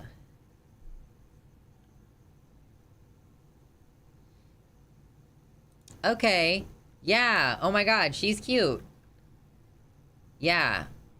I like that she draws on her face with makeup. That's cute.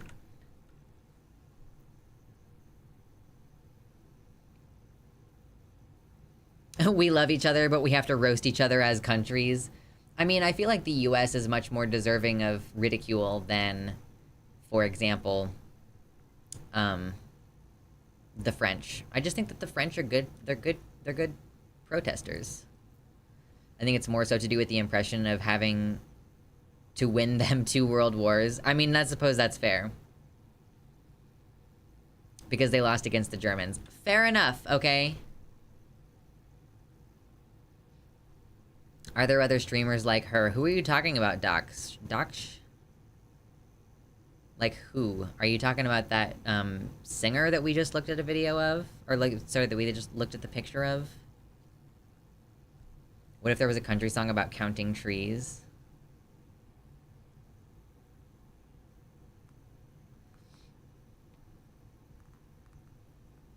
You've just posted the same question twice, Daksh. I was wondering who the fuck you're talking about.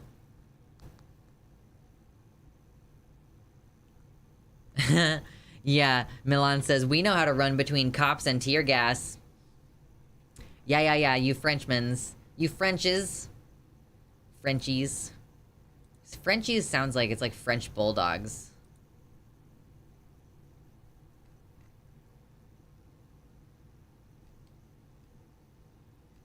I'm trying to see if there's anything on my notes or Twitter or anything that I wanted to talk about before we move on to the racism shit. Sorry, proud French leftist here. Yeah. That's what I mean. Like, I get it. Like, I think that the, like, French leftists are good stuff.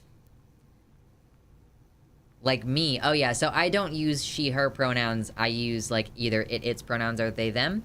But, are there other streamers like me? I don't know. Everybody answer Doc's question in YouTube chat. Are there other streamers like me? Are there any other streamers like me? Because I think I am the GOAT. I think I am the coolest. And that no one is anywhere close to me in terms of awesomeness and also sexiness and also big brain ideas. Oh my god, I can't get this fucking gnat out of my cup, and I'm gonna scream. I'm gonna scream. I'm gonna scream. I'm gonna scream. I'm gonna scream. I'm gonna scream. Oh my god, please get the fuck out of my cup. I'm gonna fucking kill myself. Okay, thanks. Conyer would be the closest IMHO. Okay. Okay, fair enough. I really do gotta watch Conyer sometimes. Please don't scream. My headset is very loud. Listen, there was a fucking fruit fly in my cup, and I was gonna scream. And now I won't. Isn't it weird that one of the Incredibles villains was French? Oh, Monsieur Incroyable!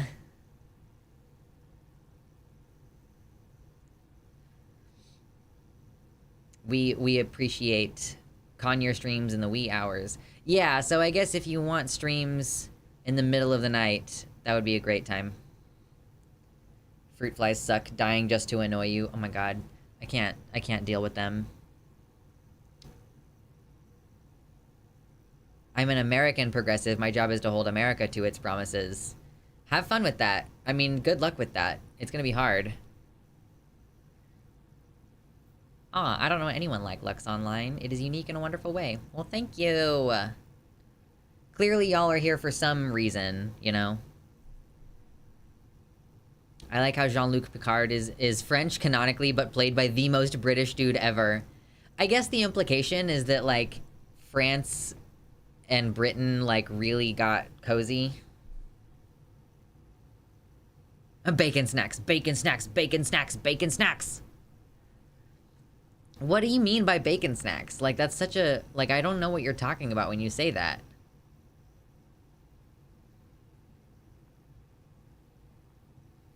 Did I end up talking about this before? I think I did. Yes, I did talk about the trans man getting shot with a pellet gun. Oh my god, I have so much fucking editing I still need to catch up on. It's so hard to do. Y'all, editing is so hard. Bacon!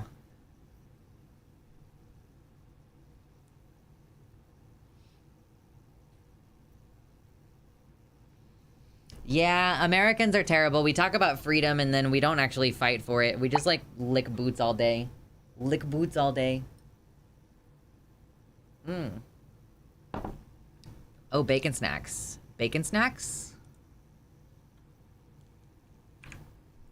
Okay, interesting. So are these, like, pork cracklins that are bacon flavored is kind of what it looks like to me? Like, pork skins? Funnily enough, they're usually vegan. Oh, okay. Made with corn flour. Those look yummy. They look very salty, though.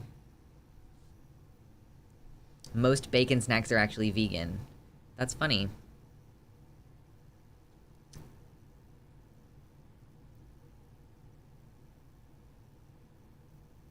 Stop, I'm hungry and I think I'm just gonna wait until I go to the movies. Oh, gosh. Oh, we gotta stretch. Big stretch. Oh my god, my sternum just popped. That felt incredible. Big stretch, everybody. This is... I love doing this one. Like, I love doing big stretch over the head. Like, because it makes me feel like I'm Goku. And I'm doing the spirit bomb, you know? I'm like, people of planet Earth, give me your power. We can all do it. I'm gonna get my arms in frame. My hands. Ah, there we go. I'm Goku. Lend me your power. People of Earth, just help me build Spirit Bomb. Oh my god, it's gonna be so hard to get out of this without hurting myself. Okay, let me just very carefully grab my chair and elevate. Okay, there we go. Now I'm safe. I'm safe. Hello, Cece. Welcome in. Yeah, graceful. Yeah, exactly. Graceful like a dragon. You can call me Shenron.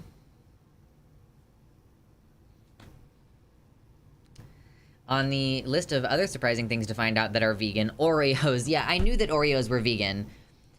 I love to use that as an example, you know, like you can live a vegan lifestyle and it's like, so it's healthy in the sense that it's vegan, but also you're still eating just fucking sugar because, hey, guess what? Sugar is vegan. Gamma Mail, hello, welcome to the website. I'm just here for your arms, and at this point, and I'm not ashamed, I'll accept it. I'll accept it. Excuse me. If you're just here for the arms, that's what the donos are for, you know? Oh, you're giving me... thank you, Cece. Thank you for the Goku power. Thank you so much. Alright, let's fucking go. Let's fucking go.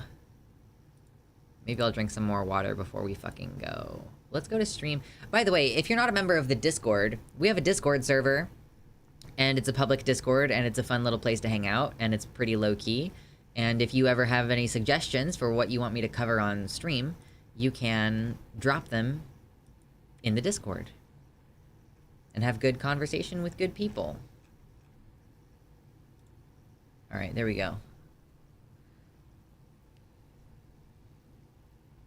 Discord is cozy. Welcome, kitty. Welcome in. Okay. Let's talk about Florida first. We will talk about Florida. Yikes. All right, now the coffee is gone. Now it's time to drink water before we get into the segment. But we are going to talk about Florida. The horrendous place that none of us want to think about. What did Florida do now? It's the topic on the subject of this title of the stream. Title of the stream.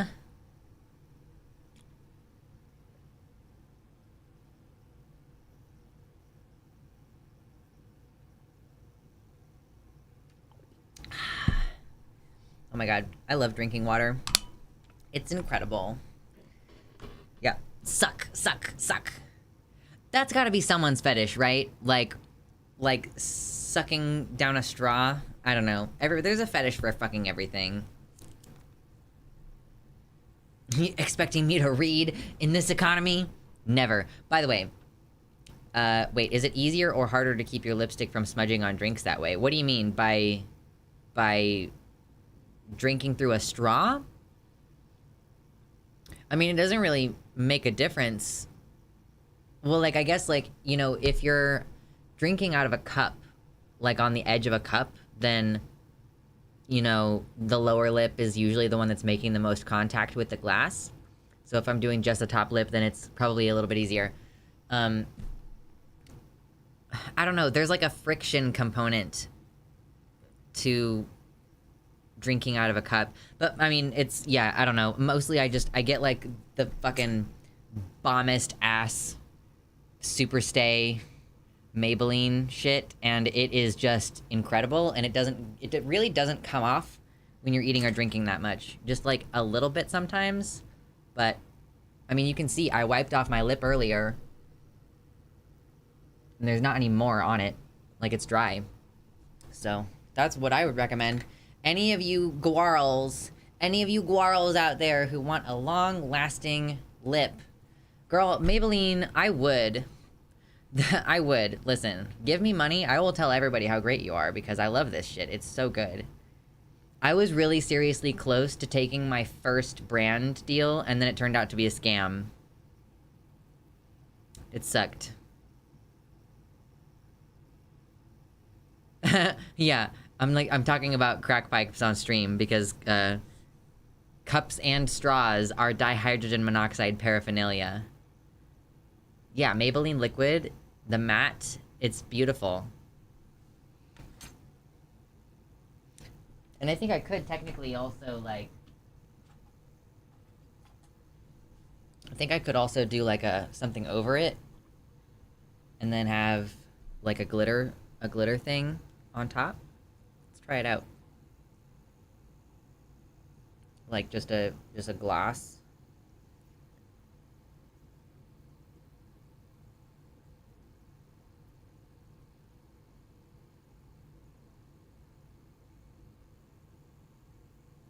Just a little sparkly gloss.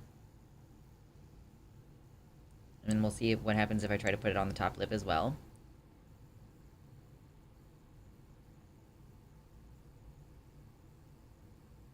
Gonna be a little bit more careful on the top.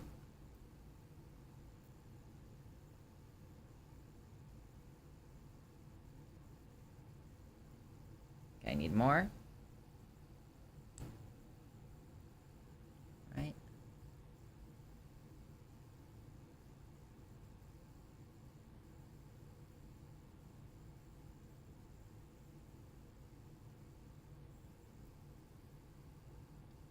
Okay.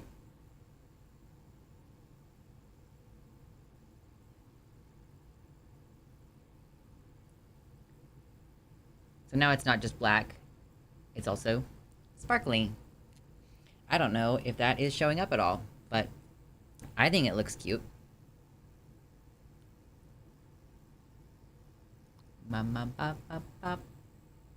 Yep. Now we got sparkles. Beautiful. Now I need to order makeup. Luxander over here making me spend more money on femme stuff. I know, it's hard. But then you have makeup, right? Then you have makeup. Killing for religion is something I don't understand. I don't know either, Lil. Why are we talking about this, though? What are we... I only do my lips for pics. I don't really do my lips just for funsies. You know, like, I wouldn't put on a lip if I was going to see my partner, because my partner doesn't like lipstick, you know? He's like, if I want to kiss you, the lipstick is like an unpleasant texture for me. And I was like, okay, that makes sense. So I usually don't wear any. The gloss looks nice, but the glitter doesn't show up for me. That's fair. Let me open this. Whoa, not that. I want to open this. Yeah. It's like at certain angles. If I was lit more from underneath, you'd be able to see it a little bit better. But if I'm, you know, like this, now you can see that it's shiny. Shiny. Beautiful. So cute. Oh my god. Truly. Truly cannot get more adorable than this. Anyway. I already have like 5 eyeshadow palettes. You don't need any more eyeshadow palettes. I'm certain that you can make most of your looks work with whatever you already have. I don't understand how this relates to Florida, but I love it. I know. We keep getting off track. I don't want to talk about serious stuff. I like it when we just chill. And I don't like talking about serious stuff all the time.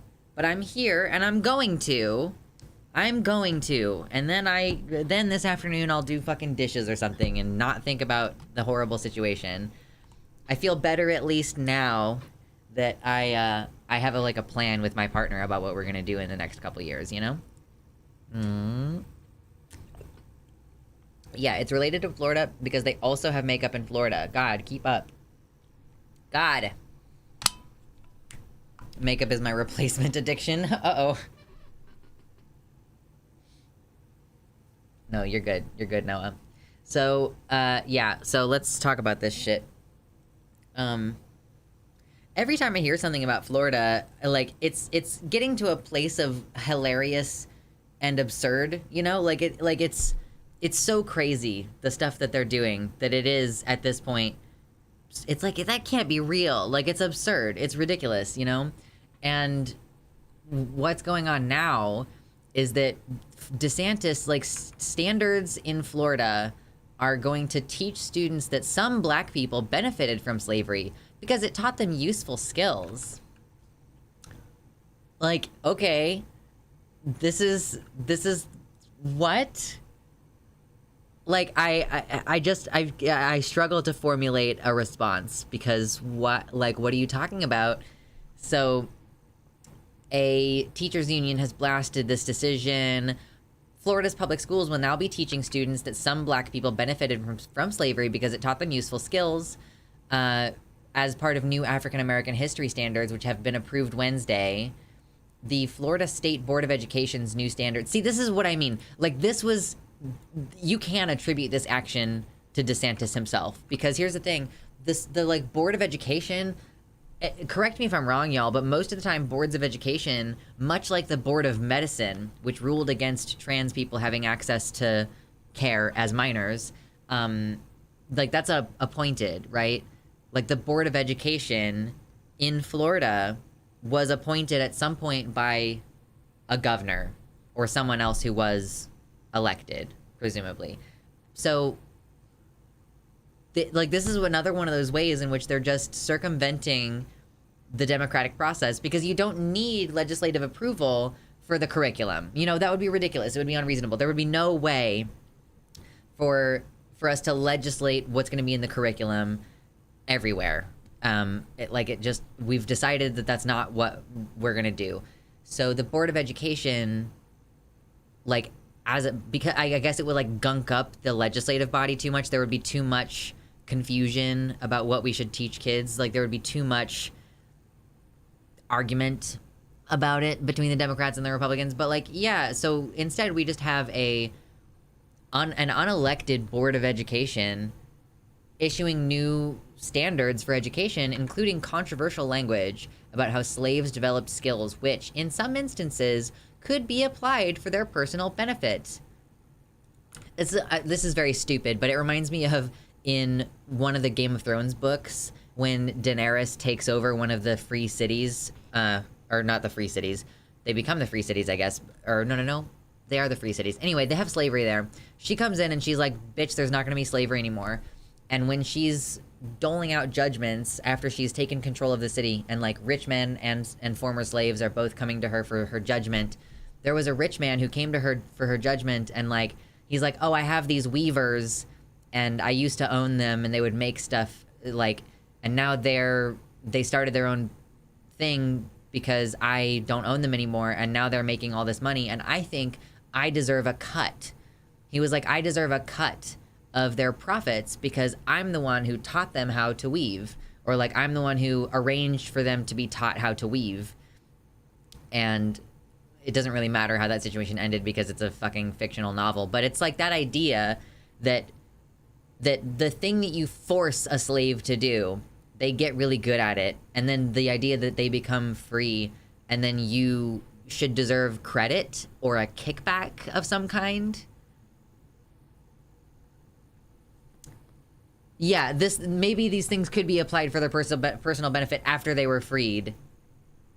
Kidnapping is good, actually, because it can teach you valuable escape skills if you just apply yourself.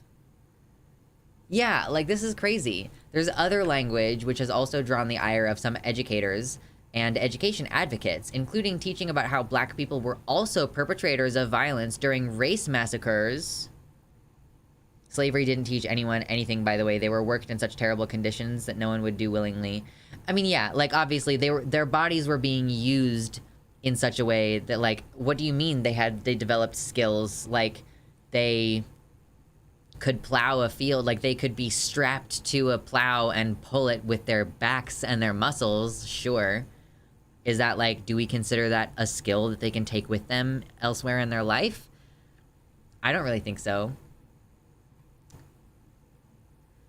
The language says, quote, instruction includes acts of violence perpetrated against and by African Americans, but is not limited to the 1906 Atlanta race riot, 1919 Washington, D.C. race riot, 1920 Ocoee massacre, the 1921 Tulsa massacre, and the 1923 Rosewood massacre. Oh, well, at least the fucking Tulsa massacre is on the list. Although, like, I doubt, yeah, they're gonna teach it in a way that absolves the state of any wrongdoing. Teachers Union calls these new standards a disservice to Florida students and a big step backward for a state that has required teaching African American history since 1994.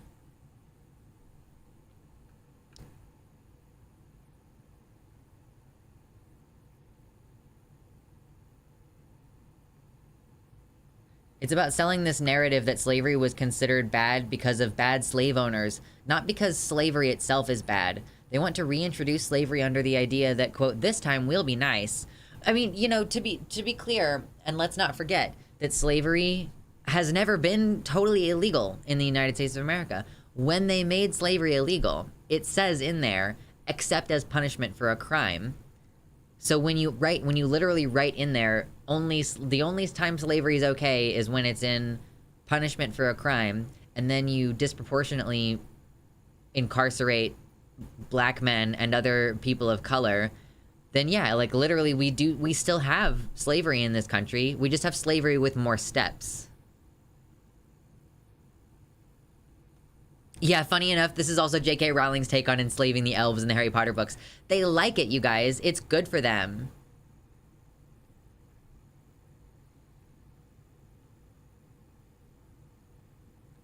The teachers union said that it is troubling that at the high school level, the standards conflate the 1920 Ocoee massacre, when at least 30 African Americans were killed for attempting to vote. They are conflating that with, quote, acts of violence perpetrated by African Americans around the same time. And in middle school, the standards require students to be taught slavery was beneficial to African Americans because it helped them develop skills. Updates to the African American history curriculum were required by a controversial 2022 law dubbed the Stop Wrongs to Our Kids and Employees Act, or Stop Woke Act.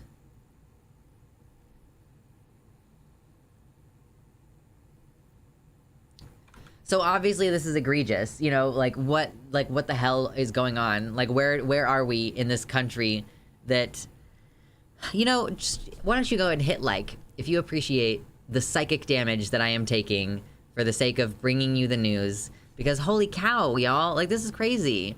And we're not necessarily done talking about it. We have another thing about it. So there was a statement from two of the people who wrote Florida's new education standards regarding slavery. Oh yeah, so they gave several names of people exemplifying slaves who learned skills as slaves, which they then later applied in life. But this person on here on Twitter is going through the supposed truth of this list one by one. The first name that they cite is Ned Cobb, listed as a blacksmith. Ned Cobb was a tenant farmer and an activist who was born in 1885, 20 years after the emancipation of slaves. So, like, I don't know how that could be relevant to slavery. But, like, I just want to be clear. This is a statement from Dr. William Allen and Dr. Francis Presley Rice, members of Florida's African American History Standards Work Group, defending this, saying that every standard and benchmark was developed using methodological processes, that we proudly stand behind these African American history standards. The intent of this particular benchmark clarification... I'm gonna fucking lose it. The intent of this particular benchmark clarification is to show that some slaves developed highly specialized trades from which they benefited. This is factual and well documented. Some examples include blacksmiths like Ned Cobb, Henry Blair, Lewis Latimer, and John Henry. So these people were forced to do extremely difficult manual labor. And then I guess, like, presumably these people are stating that they went on to make money and be successful as freedmen using the skills that they were... The skills that their white owners benevolently imparted to them while they were property. But whatever.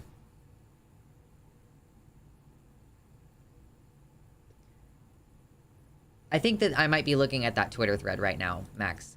So yeah, the first name that they listed, Ned Cobb, a blacksmith. Like, they keep going. Like, fishing and shipping industry workers, teachers, like, these people. Like, they're just... Yeah. Is very stupid justifications. The second name is Henry Blair, also listed as a blacksmith. There is no evidence that Henry Blair was ever enslaved, and the fact he could register patents is evidence that he was not, in fact, ever enslaved. So that's also wrong. The third name is Lewis Latimer, listed as a blacksmith. Lewis' parents escaped slavery, obtained their freedom in Massachusetts, and eventually Lewis was born a free man in free Massachusetts. So these are not, by and large, that's 3 for 3. They are not slaves who became successful later, right? John Henry died of exhaustion. John Henry? Wait, John Henry? I don't know who that is. Or did I read that name and I just fucking stroked out or something? Anyway. Moving on to the fourth name. Oh, you're looking at John Henry here. So listed as a blacksmith. Detailed facts about the real John Henry are disputed, and his status is principally as a folk hero. Like, we don't know detailed facts about his life, actually.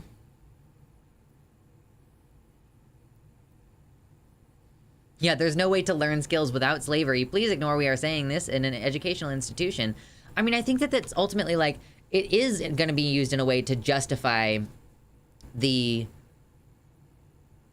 slavery that is still inherent in our criminal justice system, quote unquote.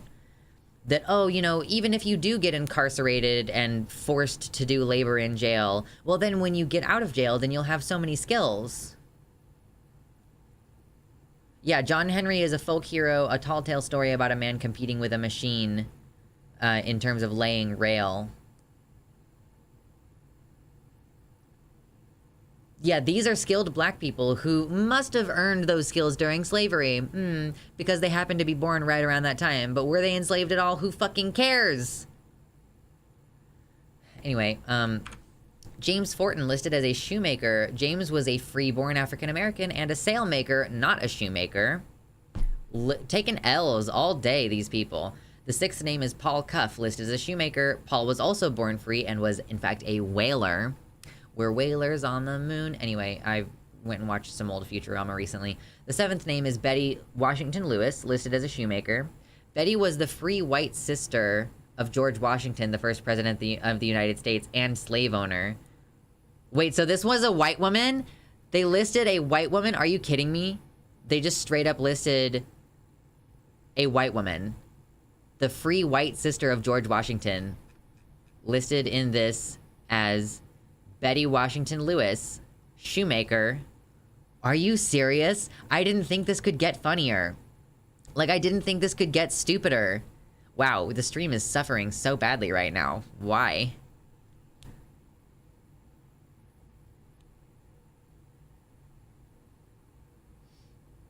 Okay, where was I? 8th name, Jupiter Hammond, listed as a fishing and shipping industry worker. Jupiter is the first name in the list so far who was actually a slave all of his life and was a writer and poet. If he had worked in that industry, it was in that capacity. So he was never freed. He was a slave all his life. John Chavis, listed as a fishing and shipping industry worker. John Chavis was free from birth, never enslaved, and worked as a minister and teacher. They also can't get these people's professions right. William Whipper, also listed as a fishing and industry worker. William was born to an enslaved mother and her owner, but was born in 1804 in Pennsylvania, where the existing law made him free at birth. He was a businessman. And the 11th name is Crispus Attucks, who was listed as a fishing or shipping industry worker. Crispus was indeed a slave and became a sailor after escaping slavery, but he was born inland in Massachusetts, and his slaver's work was cattle. Like, they're getting closer to the mark. I guess they're getting closer to the mark there. The 12th name is Elizabeth Keckley, listed as a seamstress.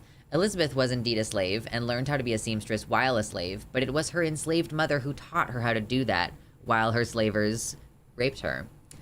And then the 13th... Wow, there are still several more. The 13th name, listed as a tailor.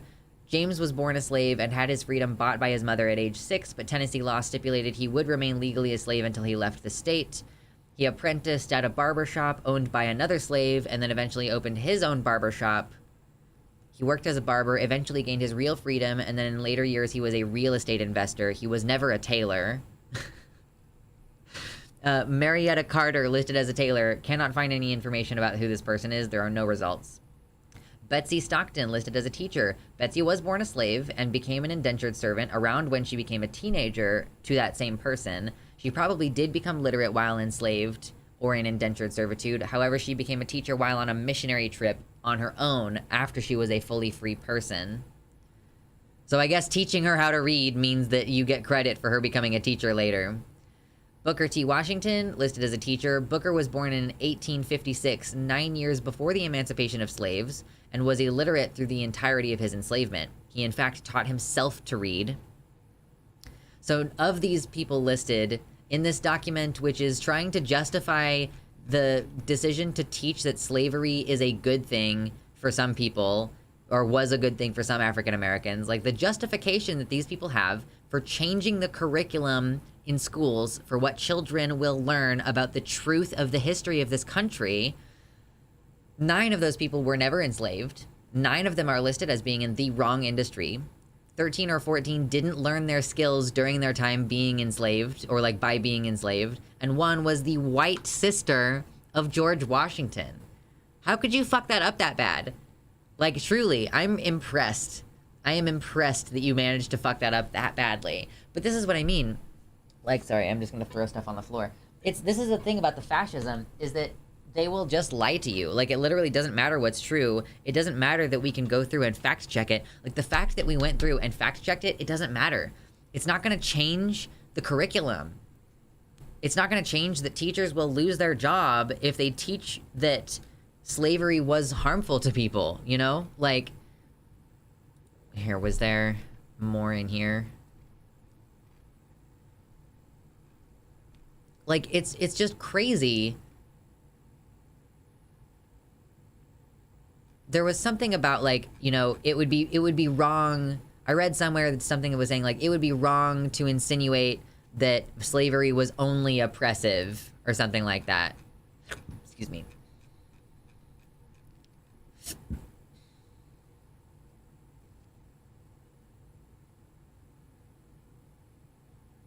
Yeah, okay, yeah, here it is. It's in here. Any attempt to reduce slaves to just victims of oppression fails to recognize their strength, courage, and resiliency during a difficult time in American history. Florida students deserve to learn how slaves took advantage of whatever circumstances they were in to benefit themselves and the community of African descendants. Like, literally, I feel like there's a word for this. I'm not entirely sure what the word is. But it's like, yeah, the idea that, you know, they're exceptional because they worked so hard to survive, and like slavery was a good thing. Like they literally might as well say slavery is a good thing because it made sure to weed out all of the weak ones. Like, yeah, it's bootstraps shit. Yeah, the idea that that like being property, being the chattel property of someone else who can like rape you at will, sell you at will, force you to do things at will. Like the idea that, oh, you know, to reduce that to just being a victim of oppression is wrong. The idea that slavery was oppressive is wrong. Is this only for grade school, or will these... I don't think that Board of Education stuff applies to colleges. The way that they dick around with colleges is they say, if you have a diversity program, and they've already done this in Florida, they've said, like, we don't want schools to have a diversity program, and if you do have a diversity program, then we're going to restrict state funding for your school, that's how they exert pressure. They can't write the curriculum for a college, but they can say, if you teach XYZ, then we will defund your school.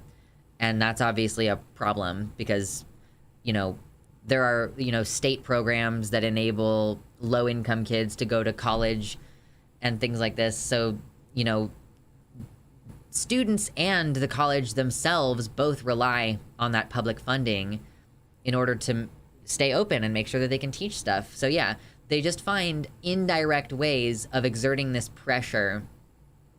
They've been doing this with abortion and with trans-related care as well. Like if you, like they try to say, if you know, state funding cannot go toward abortions. So like Medicaid and Medicare, like can't cover abortion a lot of the times.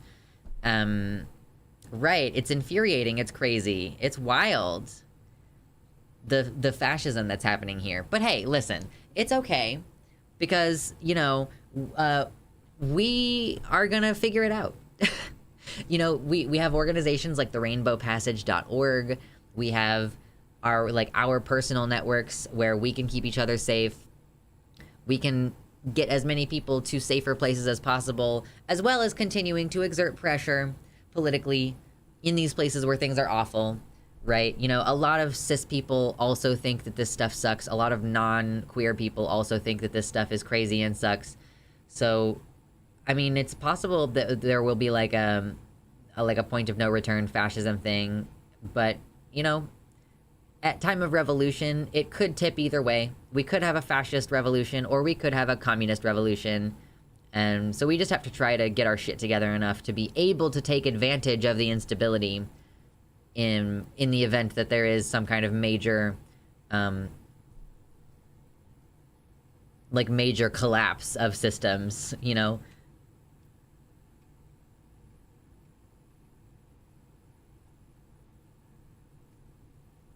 It's a common time-honored Southern discriminatory tactic. Deny funding and find administrative procedures that have been violated.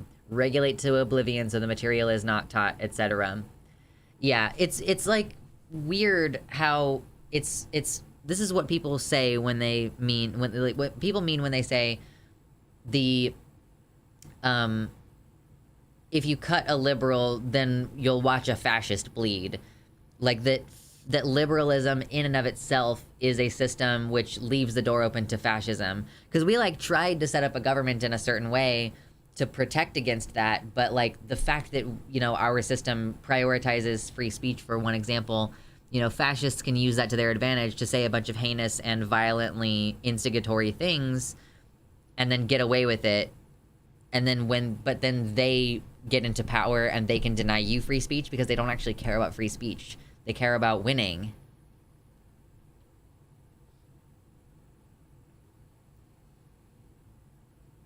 They used to bulldoze public schools, they used to bulldoze public pools rather than allow black kids to learn how to swim. Hatred towards black people is insane.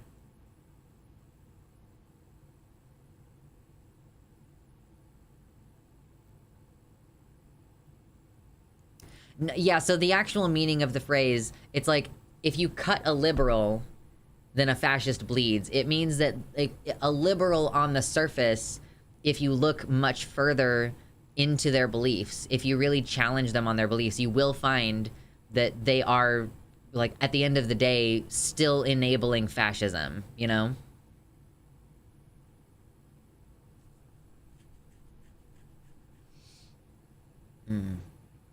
Maybe it's time to drink some water. Hit like if you're enjoying this conversation and enjoying hanging out. You know, we're having a good time. I spent such a long time vamping today. I think if I had started stream at if I had started the serious topics at 1 p.m. it might have been better for stream, but that's okay.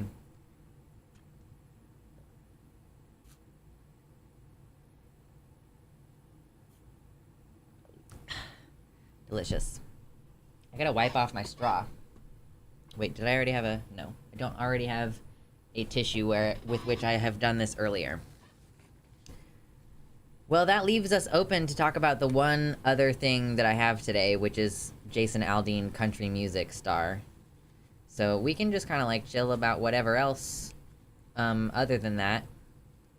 Man, I am gonna play my Switch later, and it's gonna be fucking glorious. I'm excited about playing Tears of the Kingdom later.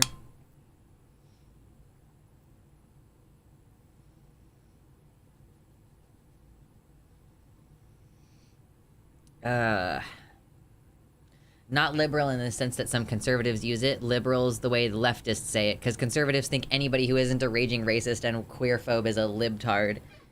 Yeah. It's wild how they've flattened all the nuance. Like, the idea that Democrats are extreme leftists, and I'm sitting here like, we will expropriate all property from landlords. You are only allowed to own, like, maybe 2 properties if you require a home in 2 different locations for the purpose of your job. But, like the idea that corporations should not be allowed to own residential property, or the idea that there should be a point in income tax where, like, you are now being charged at 100% tax rate. You know, like, if you make more than a couple $1 million in a year, then everything above the $2 million mark or whatever, you would get taxed at 100%. And the money under, like, the money that first $2 million, you still do get taxed on that. It's not like 0%.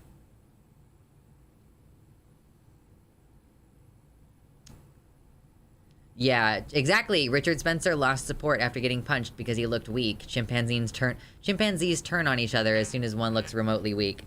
I do think that, like, undercutting the posture of their strength is really important. That's something that I try to prioritize. Like, I try to make them look stupid as much as possible, because I do think that it matters to make them look bad, you know? Like, that is an integral aspect of how to fight fascism. Ooh. Okay, cool. I'm looking at my phone because it vibrated and I wanted to see what was going on over there.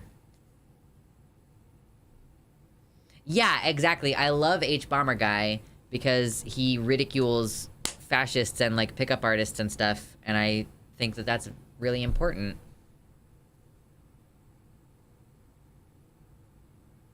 Reagan took the wealth taxes down from 75% to 23%, and it has gone down to the point that the super rich sometimes pay nothing at all. Oh, I know. Yeah, it's horrible. I mean, like, here's what's inevitable.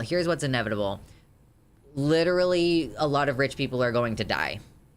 Like, maybe only 1 or 2 rich people because they can afford, like, a crazy amount of security. But, like, at some point there's gonna be, like, a mob situation where a bunch of people who can't afford to eat are gonna, like, cruise up to Jeff Bezos' house and, like, you know, use an angle grinder to cut through his steel security door or whatever, and then they're gonna fucking mount his head on a spike.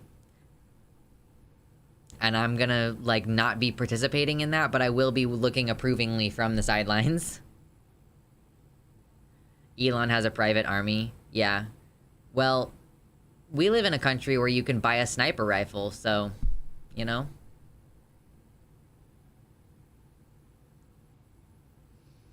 They have money, but a king can only stay in the castle for so long when the people revolt.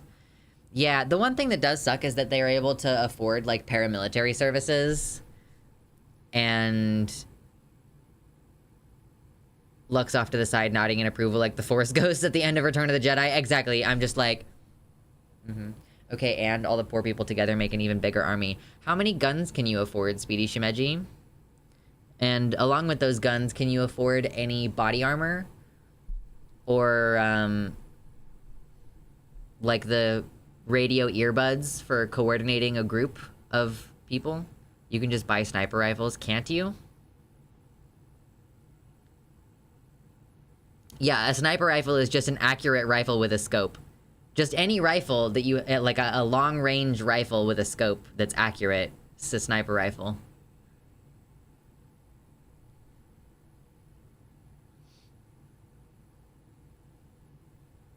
We have fun here. I'm done with this Florida story, by the way. We will talk about the country music star here in a little bit, but for now, I'm done with the Florida story. We did it! Florida story, Florida man. Florida man. Florida man. Florida man. On Thursday, we just dicked around on Thursday, right? We didn't talk about anything serious. No serious talk. No segments. I don't think there were any segments.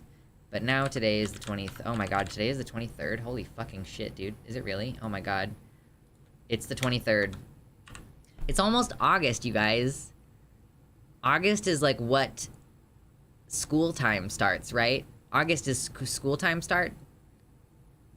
It was my birthday on Friday. Happy belated birthday, mama. Happy belated birthday. Happy belated birthday. Yes.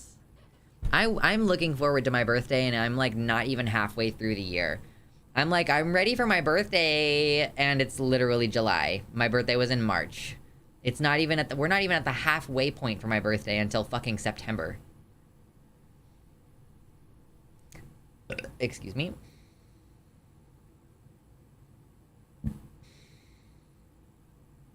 I don't even think I make $1 above minimum wage. However, I'm in Washington, so I'm a lot better off than others. Certainly no funds for an army, though. Yeah. Even for your own personal gun and training on how to use it. I'm 26 now. Ooh, 26 is a good one.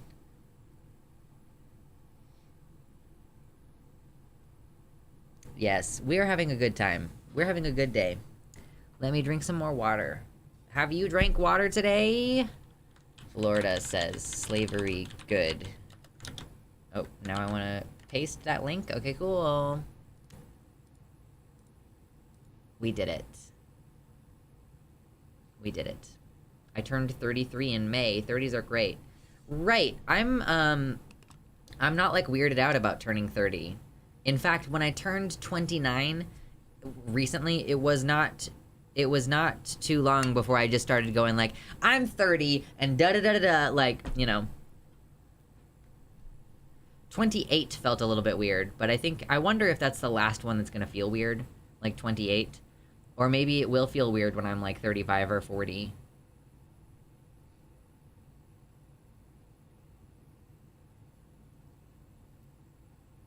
I'm 23.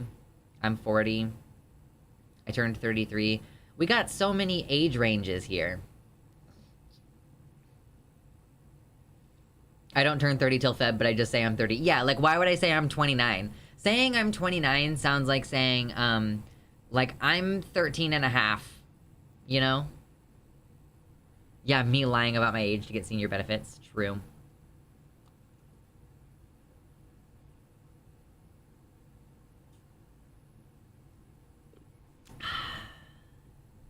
Delicious. You're 29 and a half. I'm not 29 and a half. I'm not 29 and a half until September. I just said that.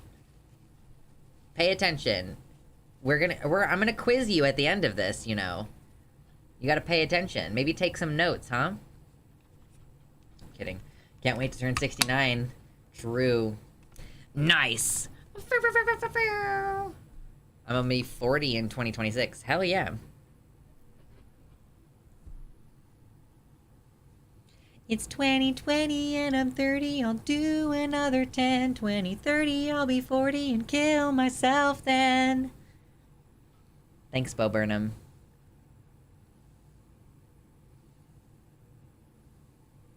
I know someone who's 57 and still counts her age in quarters of years. It's honestly kind of cute. But it's cringe. Bo is 33 now. Listen, I know. He's the same age as my partner. My partner is also 33. So that's fun.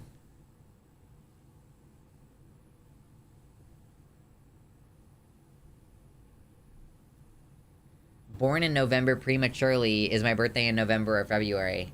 Yeah, it's definitely November. Album when? What album? What do you want an album of? Yo, if Bo Burnham and Brian David Gilbert did a crossover, that would be too powerful. Too powerful. Cover album. Ooh. I'm 574 months old. Yeah, that's cute, Trinity. That's funny. Lux cover songs. Yeah, I gotta cover stuff, cover songs. I would maybe do cover songs for, like, patrons. I don't know if I'm gonna do, like, a whole fucking thing, though. I'm doing cover songs, but I literally just like, find the karaoke version of the song, and then just sing over it, and that, like, I'm gonna act like that's a cover. That would be funny. But no, I have, like, a piano and a guitar.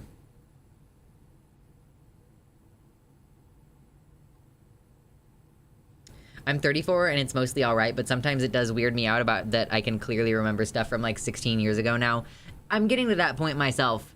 I mean, like, my partner and I, our 14th anniversary is gonna be in a few months.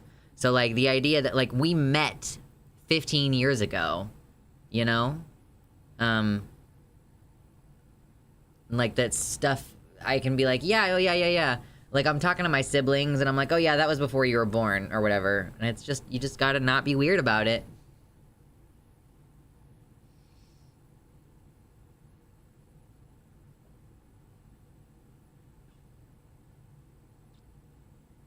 $312 months old, or 3.71 dog years. Amazing. So let me pull up an article about Jason Aldean so that we can see what the hell is going on here. Why are people mad? Why are people mad? Why are people mad, mad, mad, mad, mad?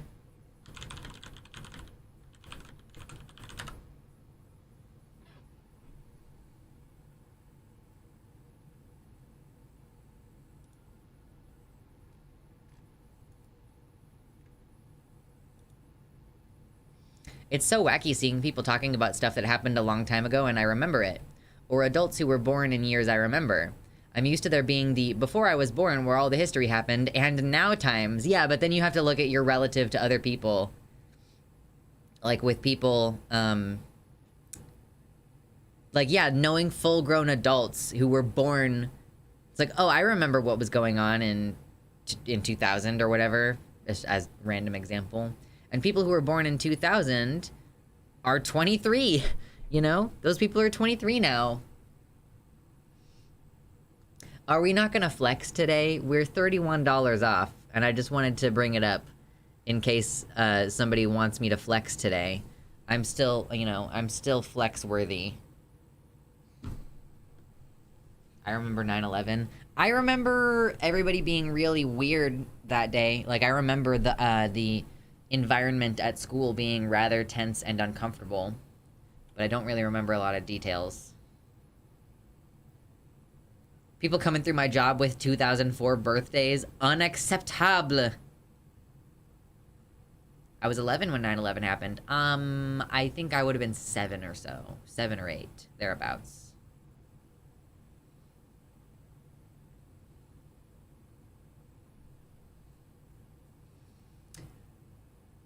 Yeah, that's interesting. Like, the idea that there are people who were born after 9/11 who are full-grown adults now. I feel like a vampire sometimes. I remember things from way back. I was 30 when 9/11 happened. Yeah. I was 21 with 9/11. I remember one of my friends in elementary school was freaked out that her dad could have died because he was working in New York that day. We were in 3rd grade or so. That's terrifying.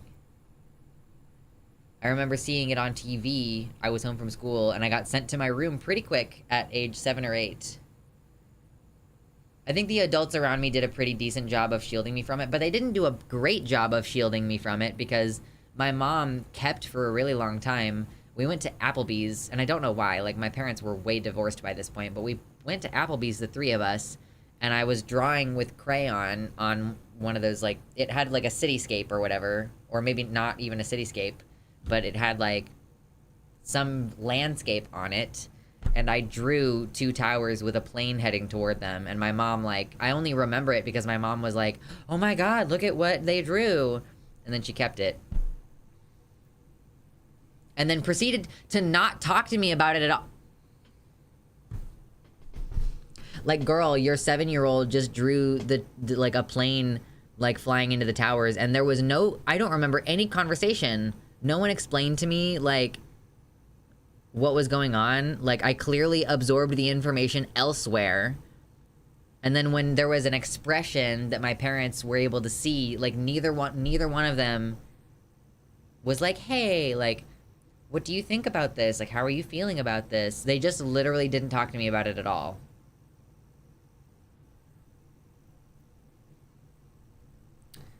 I was teaching a class, and an assistant came running into class and announced what had happened. We turned on the classroom TV and watched the events as they unfolded. What age were the kids that you were teaching? Gotta love that style of parenting. If we don't talk about it, it didn't happen. Yeah, like, just great, like, 10 out of 10 parenting. I just have to try to be a better parent than they were, you know? I feel like I'm already doing a pretty good job of being a better parent than either of my parents to the kids who need me, you know?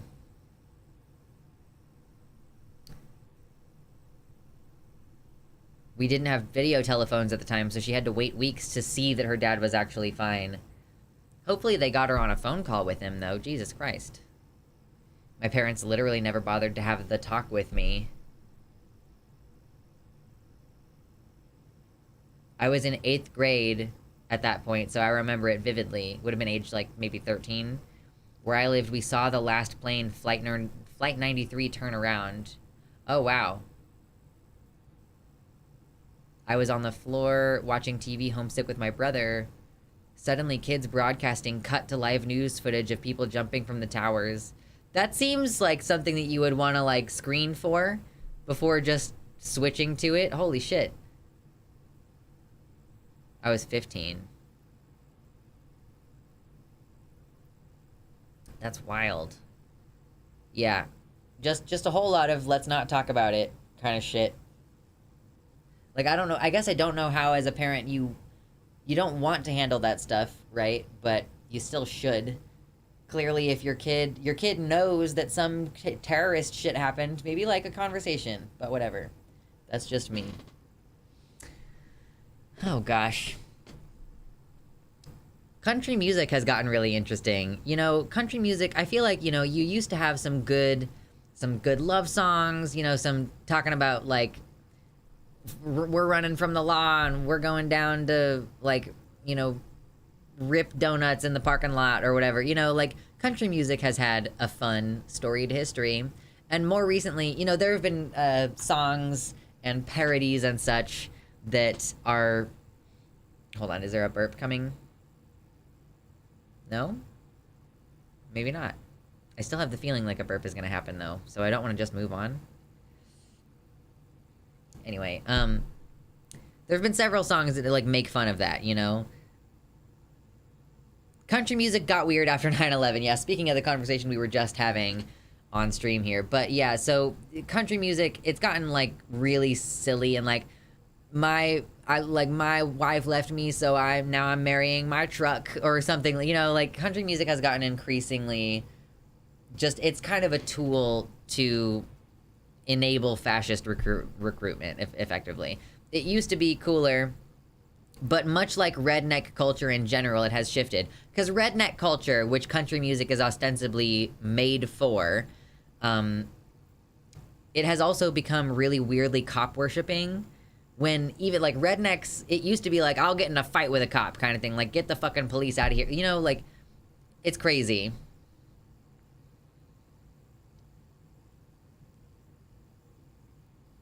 Yeah, men. Yeah, I love that meme. Men singing country music. I like beer and trucks in the good old days versus women singing country music. I want to kill my husband. Oh, God.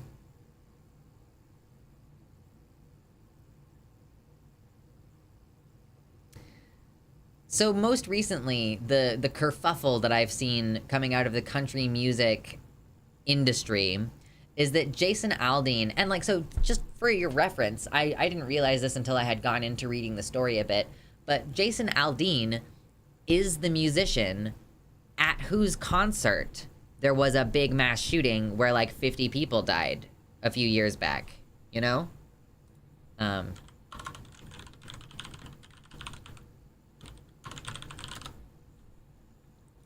Like back in 2017 in Las Vegas, there was a shooting at a venue. Like a bunch of people got shot. Right, a 64-year-old man opened fire on the crowd attending a music festival, and Jason Aldean was the one who was on stage at the time. So just for your frame of reference, that's the guy who we're talking about. A guy who survived a mass shooting at a concert.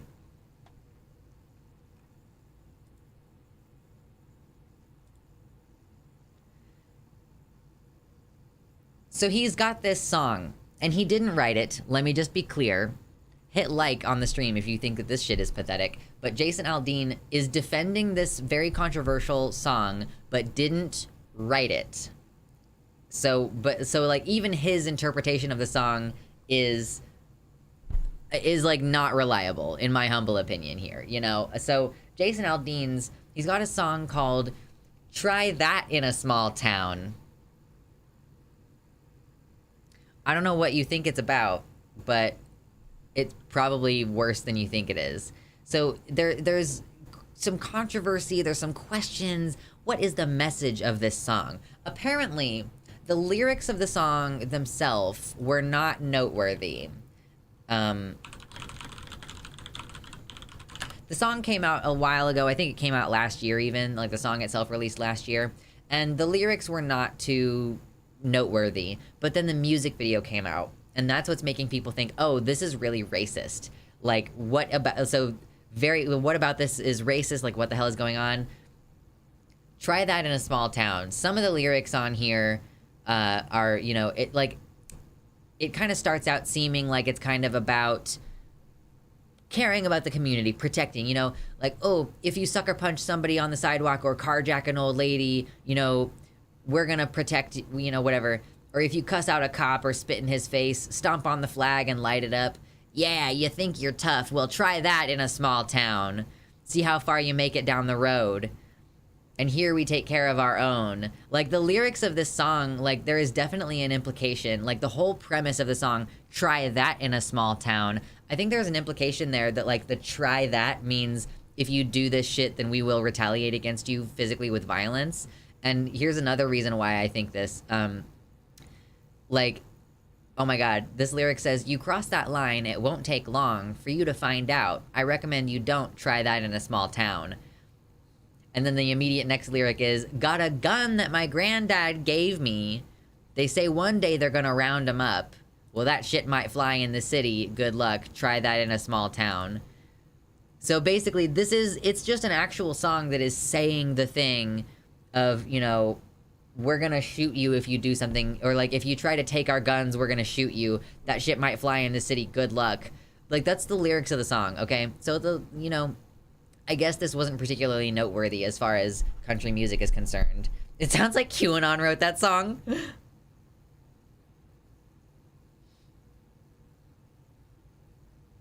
The original rebelliousness of country music lost out to the whiteness of country music. So this, yeah, like I said, the lyrics did not cause that much of a stir, although they are very clearly problematic. But here's the bigger problem. The bigger problem is that the visuals in the music video are like video of protests and robberies. Like, accompanying video. The song had been out for 2 months before this hullabaloo erupted, because this controversy was mostly spurred by the music video. It was released the song was released in May 2023. Not too many headlines. Here's the kicker. The video features footage of protests and robberies projected onto a courthouse in Columbia, Tennessee, where previously 18-year-old black man Henry Coate was lynched in 1927. So this was a song about try that in a small town, rah, rah, rah, rah, rah. And like, oh, try to carjack a lady at night or try to cuss at a police officer. We won't deal with that. Try that shit in a small town. It's not gonna fly. See how far down the road you make it. Literally, that's one of the lyrics in the song. See how far you make it down the road.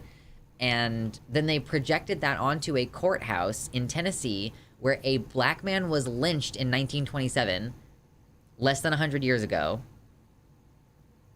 How did his managing team even think it was okay? I don't know. Because the song, it wasn't even written by him. I think I said that earlier, but the song was written by, like, his team or whatever. So he's defending it, saying, oh, yeah, so people are saying I released a pro-lynching song, and the comparison is that I was not too pleased about the nationwide BLM protests. Like, yeah, man, I'm sorry that your team who edited it together and showed, like, highly racialized protest footage with black people on them, it looks like you co-signed that, even if that was a decision made by the publishing company who owns your music.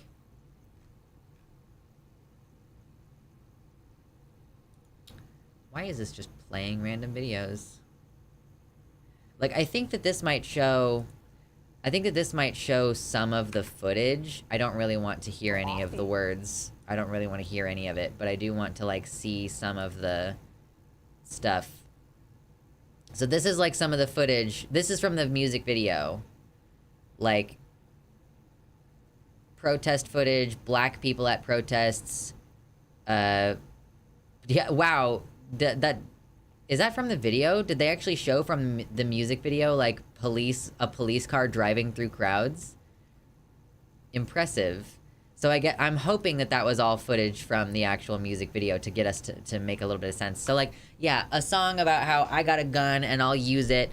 And so, like, yeah, it's very clearly has racialized aspects to it, we should say. Some racial tensions, let's say. By that I mean racism. There's no such thing as, like, racial tension in the sense that, like, there's an implication that black people are also contributing to the racial tension. No. Yeah, and there's that question. Does he live near that courthouse in Tennessee? Is there any other reason it was chosen? You know, was there some other particular reason why that particular courthouse was chosen where a black man was lynched less than 100 years ago? Right, yeah, it's not a good look even if he didn't write the song. But he's trying to say, like, oh, these references to BLM and stuff are not only meritless but dangerous. There's not a single lyric in the song that references race or points to it. And there isn't a single video clip that isn't real news footage.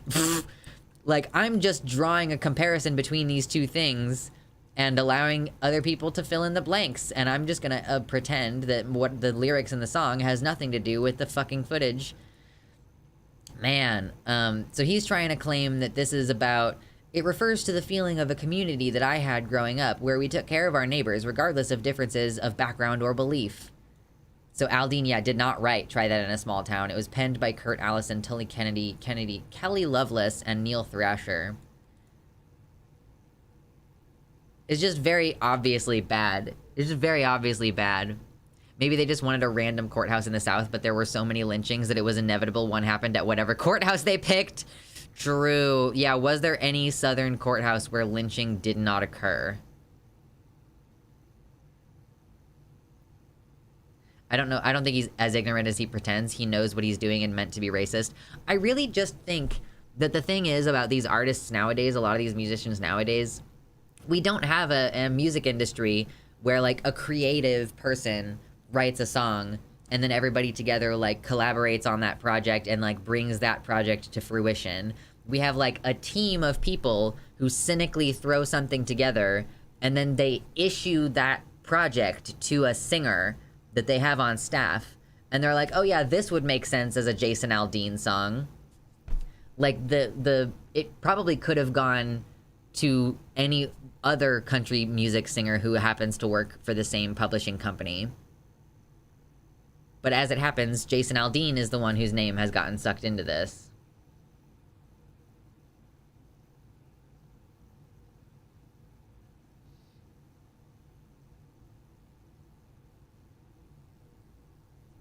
If he had a better excuse, he would have probably just said that it wasn't me, I didn't do it. Yeah, like, why are you standing by it? That's the question. You didn't write the song. You didn't edit the music video. You probably didn't make any of the choices about what was going to be filmed or what was going to be shown in the music video. Just say, I had nothing to do with any of these creative decisions, instead of doubling down on it.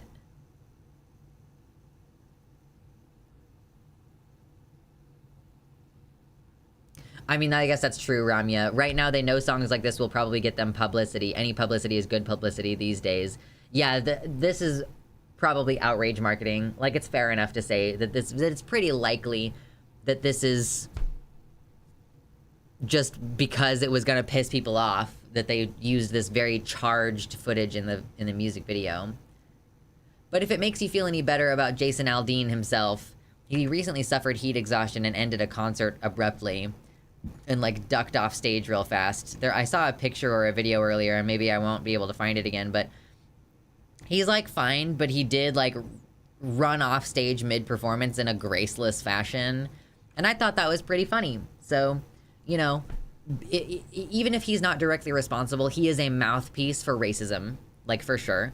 Like, that song, that, like, music video was definitely racist. There are, at least in combination, like, the lyrics and the music video does come across as, like, it's like a sundown town. He's talking about a small town, and it's like a sundown town. And in fact, another artist made a parody song called Sundown Town to make fun of Jason Aldean in this song. So, let me look at the... hold on.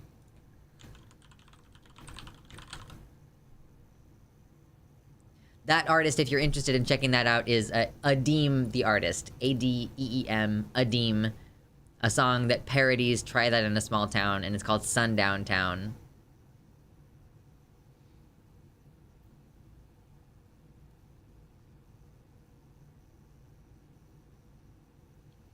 Okay, I'm gonna run and use the restroom real fast, y'all. I've been streaming for almost 3 hours, and I'm just gonna run to the restroom real fast, and then I'll come back and we can keep talking about stuff.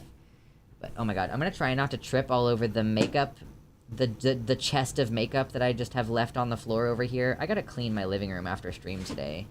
It's probably gonna happen before too long. Okay, I'm just gonna run and use the restroom. You guys get yourself something to drink. Get yourself a little sneaky snack. Maybe stretch for a minute, and I'll be right back. BRB!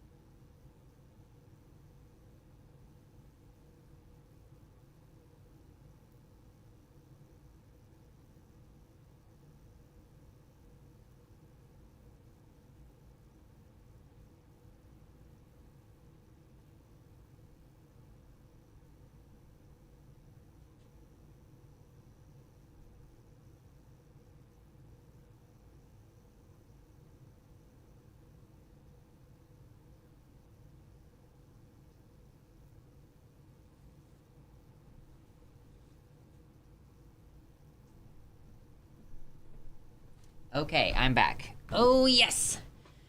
Grab 6th beer. Who needs H2O? Listen, take care of yourselves, okay? Don't drink too much alcohol. Be good, be good, be good, be good, be good. Good night, Spider. Later. I did, while I was gone, I did take a better picture of my terrarium so that I can show you, like, a little bit more complete what my terrarium looks like right now. This new guy that I just made. So I just made this not too long ago. So, like, yeah, you can see it's got, like, string of turtles all over the place. I ended up deciding to move this guy a little bit closer to the center of the frame. It's on a gradient, so like it's lower down in the front and it is higher in the back, so there's more surface area that's visible from the front of the tank. And then my partner gave me some moss. So there's like this stringy moss that I bought at the local store. There's some more stringy moss over here. And then this like patch right here and these patches of moss over here are all stuff that my partner harvested and gave to me. So I'm excited. And this plant is the same as this one. Like they're both little pink plants. And I just love it. I just think it's so cute. The world is constantly trying to ruin my day. What's wrong, Adrian? The cephalobabes are gonna look so nice in there. They're not cephalobabes. They're arthropods. My isopods are gonna go in here probably in like a week or two. So long as the plants can feel like well-established and healthy by then. I'm gonna let these string of turtles develop their roots, because I stuck them in there with the intention of they will root in here. And then also all of the little string of turtles heads that I had to pop off. There are like string of turtle leaves just all over the place in here because I want to see if they'll sprout. I think it would be cool if this entire thing was just crawling with string of turtles, but maybe. Miss me with that massive moss mess. Listen, your alliteration, Mama Mephistopheles, was appreciated. So I'm pleased. I'm pleased that I had the opportunity to do this, you know? It did cost a little bit of money to get the stuff in here, but the tank was free for me, and some of the plants in here were free, so that's cool. Bug buddies are getting a mansion. I know, this is like a 10-gallon tank. Luxander the turtle decapitator. Oh yeah, string of turtle heads I had to pop off. True. Yeah, okay, yeah. I killed the turtles. I killed the turtles. But I don't want them to eat all the plants in here immediately. So like I said, I'm gonna let the plants establish themselves a bit and then start introducing the isopods. And I hope that they love it in there. I hope that it's gorgeous. I'm gonna mix two species together in the same container. Yeah, who's this weirdo bug person? Bring back the chair. I tried that thing where you put moss in the blender and put the paste where you want it to go and it's working. Ooh, that's exciting. You put moss in the blender and then what kind of paste do you do with it? I saw someone mixed like heavy cream. Like heavy cream or buttermilk maybe? Buttermilk with the moss. That could be cool. Oh, so it's just with water. Okay. Yeah, so if you just blend moss with water. But I saw someone using buttermilk, presumably because there are proteins in it. I don't know. Anyway, we are having fun. We're having a good time. We're enjoying. I'm having fun anyway. I guess I shouldn't speak for you all, but I'm having a good time. I got all cute for stream today. I added clay, and it's stuck on my terrarium walls. Oh, I added clay to help the moss stuff stick to my terrarium walls. Yeah, like some people will put, you know, a back on the thing so that it's not glass in the background, but I don't like that. I don't really like, you know, my partner has like a styrofoam thing on the back of one of his terrariums, and it's just not my favorite.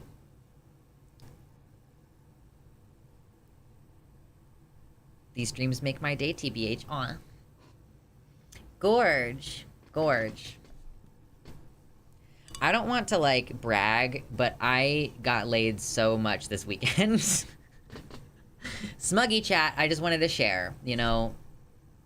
Everybody can't have wins, but sometimes I'm bringing home W's, okay? I feel like I've had a lot of L's in my life, and I have some W's sometimes, and I'm just gonna share those occasionally. I can't put isopods because it's half aquarium. Oh, my partner has a vivarium that has isopods in it, and they do drown sometimes, but not that much. And also my partner has crabs in that one, so if an isopod was to drown in the water part of the vivarium, then the crab would eat it. Delicious. Yeah, I got some W's and some D. Thank you, Max. Exactly. Truly. Yeah, my partner has crabs. Clipped.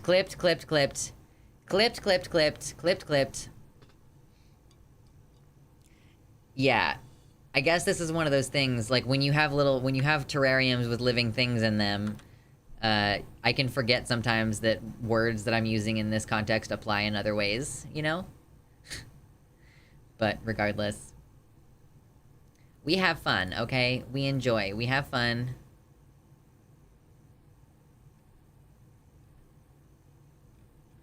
Alright, let me get this off my screen. I don't need this. I don't need this. Oh my god, please stop trying to fly directly into my fucking eyeball. Are you serious right now?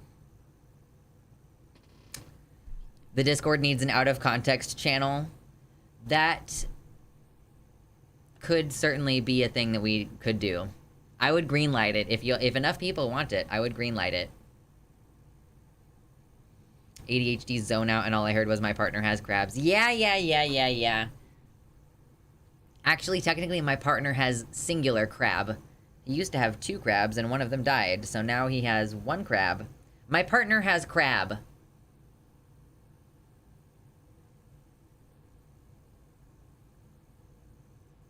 I don't actually know how to clip things efficiently. I don't either. Mostly, we had an out-of-context channel on the previous server. Oh, I'm smearing makeup. We had one on the previous server, but it was mostly for, like, things people were saying out of context on that server, and not so much for stream or my videos, but that could be fun. Could be good.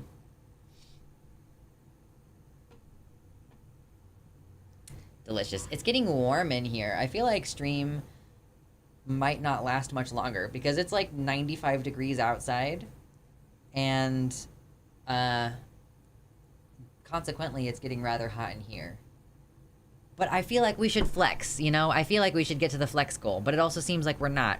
We are at, like, we're at the $69 mark, and I think we might just stay there for today, which is okay with me. $69 is still nice, so...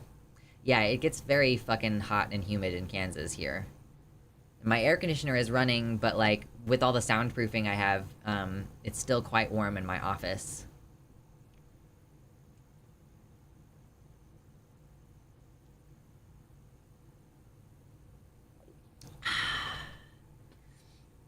Yes, yummy, yummy, yummy in my tummy.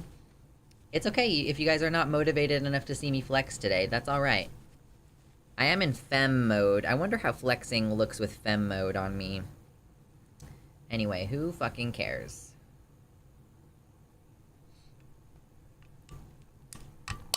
It's not particularly hot here, but it rained all day yesterday, and the air is like soup. So humid.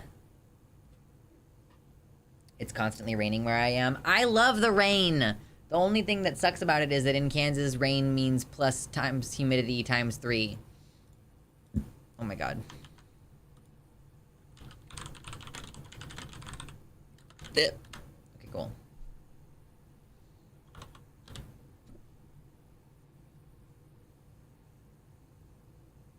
It's 86F, but comfortable. I'm sure it would be... Yeah, no, it's fucking 95 degrees. It's so hot. I'm sitting in front of the fan, for sure. When I started stream earlier this morning, it was actually a little bit chilly in my house, and now it's getting a little bit warmer. Whew. Does anybody have any fun plans for the remainder of the weekend? Or, like, anything y'all are doing this week that's gonna be fun? I think that my partner and I are probably gonna get started on the process of, like, preparing the space for me to move back in. So that's fun. Yeah, my house has mood swings, for sure. I have a donation budget. I've just been tapped out. No worries, Noah. We appreciate it. I'm just saying, you all seem to like the flexes so much. But it's okay if we don't make it today. It's alright. There's always Tuesday. I'm working on my kiln and hoping to get super stoned. I hope that for you. I feel like, I don't know. Do I want beers tonight? Not really. I don't think I want beers tonight, actually. I think I'll go without. Is there hair stuck to my lip right now? Yeah, there's hair stuck to my lip. We all like the number 69. I mean, listen, if y'all want to leave it there, that's totally okay. Gonna take a super strong edible and watch Barbie. Gonna go see Barbie tomorrow. Nice. I'm not gonna go see Barbie until there is no COVID risk associated with seeing it, i.e. I'm gonna wait until I can stream it. But yeah, I am looking forward to seeing it though. I think it looks like a really fun movie, and I hear good things about it. I keep seeing stuff from like interviews with Ryan Gosling, and I think that he fucking lost his mind while he was playing Ken, but I'm here for it. You know what I mean? I'm okay with it. I was good and wore my mask to the cinema. Well, nice. Did you already see Barbie? Or did you go see a different movie recently? I'm fighting the beer urge too. I mean, the good thing is that a lot of the time there isn't even a beer urge. I'm just like, do I want to do that? And then I'm like, no, not really. The urge has stopped being such a big deal to me, and that's amazing. I love that. I saw Oppenheimer. Oh, okay. Just getting here. Wish I'd been here for the DBT talk. You can actually teach DBT legally peer-to-peer. Of course, with clear disclaimers. Oh, that's cool! I figured, Lindsay, I figured that as long as I wasn't doing, like, an attempt at individual therapy, that, like, teaching the skills peer-to-peer could be okay. So, that's neat. Thank you for clarifying, Lindsay. We periodically talk about different wellness things, and therapy is one of those wellness things that we talk about. What is Oppenheimer even about? I keep seeing people talk about, like, a meme crossover between Oppenheimer and Barbie, but I don't know what the deal is about that. I was tempted to go see Oppenheimer, but 3 fucking hours? My ass simply can't maintain that long in cinema seats. Learn to edit Christopher Nolan. Oh, it's about the creation of the atom bomb. Okay. Well, fun, you know? But yeah, I'll see Barbie when it comes out, on streaming services or something like that. I just don't want to spend the money to go to the theater. Like, maybe when I have my kids with me, like maybe when my siblings live with me, we might go to the theater, like, on a Wednesday morning or something, if there's a movie that comes out that they really want to see. But, like, for the most part, I don't feel like the theater is, an unmissable experience. But then again, I did get to go to movies when I was a teenager, and my teens haven't really had that experience of, like, getting to go to the movies with their friends type of shit, so maybe it's something that I should be open to doing with them. Christopher Nolan is an auteur derogatory. I think the word auteur is derogatory no matter what, but that's just my opinion. I know that other people don't think that. Oppenheimer was about the development of the nuclear bomb, Manhattan Project, also anti-communist hearings after the war against Oppenheimer. Well, neat. It's like just a really, it's just a really dark movie, right, Oppenheimer? So that's the joke. The joke is that Barbie is supposed to be all, like,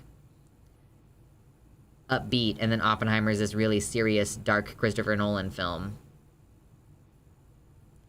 Nolan did the Batmans, right? Still not entirely sure what an auteur is. Okay, so you know how a movie is like a project that hundreds of people work on, right? And then one person gets all the credit. And also, like, a lot of the time that director is, like, driving the creative vision behind the project. So an auteur is, like, a director, usually, who has, like, a particular kind of style and who is, like, considered to be just, like, they could jizz all over everybody and people would thank them for it. You know what I mean? Like, it's this whole, like, oh my god, they're such a genius. The work, like, the magnum opus, auteur. Yeah, you spelled it right, Ramya. A-U-T-E-U-R. The whole juxtaposition of Oppenheimer and Barbie reminds me of when Doom Eternal came out the same day as Animal Crossing New Leaf. And people made lots of memes with Doomslayer and Isabel being best buds. That's awesome. It's all good, Adrian. You're not bringing down the vibe. My sib, what are your pronouns? Any all. Yeah, don't worry about it. I think you should give yourself a chance to, like, try to just be silly for a bit, you know? But I understand if you need to take a little bit of time away. That's okay, too. Jizz. Smuggy. Yeah, Smuggy. Gorgeous. I'm kind of surprised that more people aren't taking advantage of peer-to-peer education with the way the world is right now. You can learn a lot and all the teachers are broke. What do you mean, Darkly Yours? Are you referring to peer-to-peer education? Like, what are you specifically referring to? Because I'm trying, like, I literally, like, there was at least one stream where we just fucking talked about, like, distress tolerance skills for, like, 2 hours.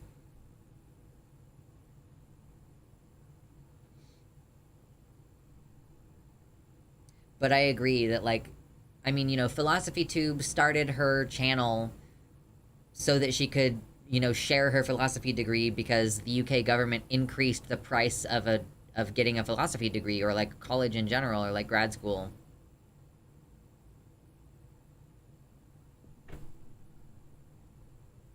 Private sessions, tutoring, etc. Yeah, but I guess I was wondering, like, what do you mean? Like, what kind of skills to share? But I mean, listen, if I learn if I learn Stop the Bleed, I would be willing to give those skills to someone. If I learn CPR, I would be willing to give those skills to someone. There isn't really anything that I'm, like, a really big expert in that I feel like I could share with people, but there's a lot of stuff that I could get pretty good at and then give to people that way.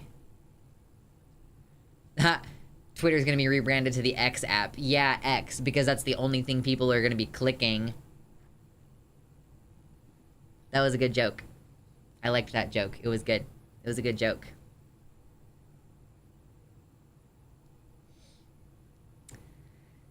Oh, gosh. So yeah, I hope that you guys who are going to see Barbie have a fun time. It sounds like a great little experience. I'm probably... Yeah, so... I think you could do Intro to Gender Theory easily. I don't actually know any gender theory, like, academically. Everything I know about gender, I learned on these streets! I learned out there in the gender mines! You think... Oh, yeah, you didn't know about the gender mines? Where do you think all those genders came from? Hmm? Hardworking gender miners. My gender is street smart. My gender is street savoir-faire. I got street savoir-faire. Anybody remember Oliver and Company? Oh my god. Hey Shade, welcome in. Gender was invented by bathroom companies to sell more bathrooms. Exactly. Yeah, why else would Elon want to colonize Mars? He's gonna take our gender mines and profit.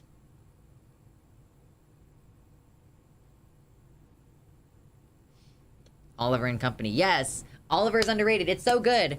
I got street savoir-faire. He's got street know-how. What did I walk into? The Thunderdome, bitch! I don't know. We're having fun. We're just having a fun time at this point. It's been my dream for a long time to have a community center around skills with a tool-lending library and a workshop for learning. That could be fun. Oliver is not as underrated as Bernard and Bianca Down Under. I like that you included though. Quote, Bernard and Bianca Down Under though. That's a movie I would watch. You need some rubber ducky isopods. So my partner actually does have some rubber duckies. He bought some rubber duckies and they ended up dying consequently because of actions that I took.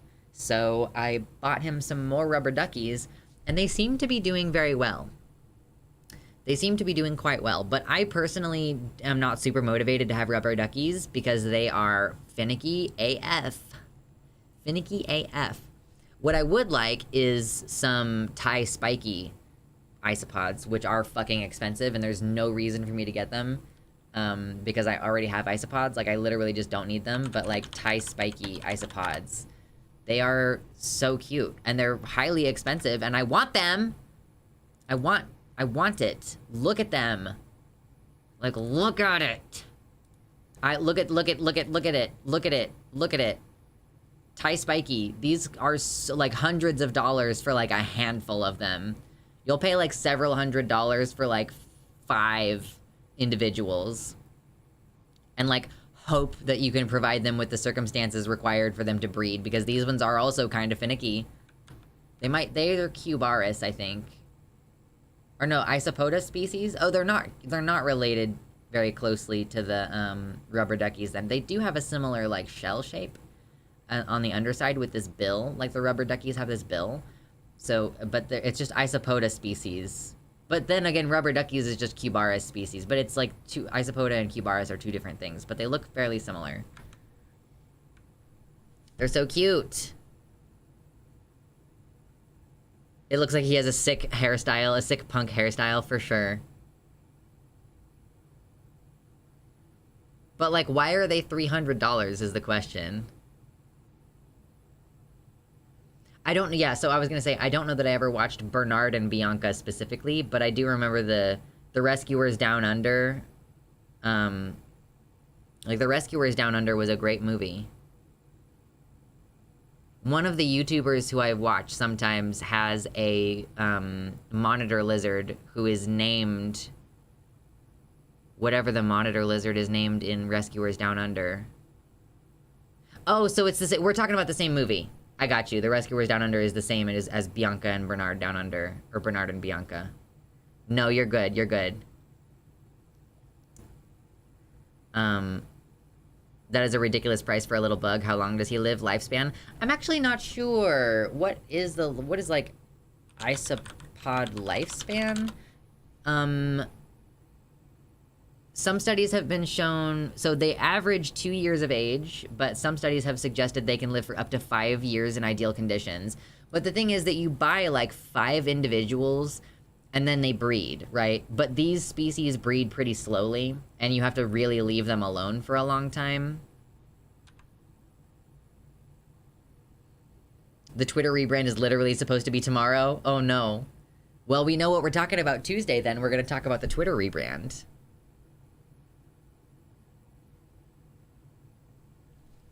I got streets of warfare.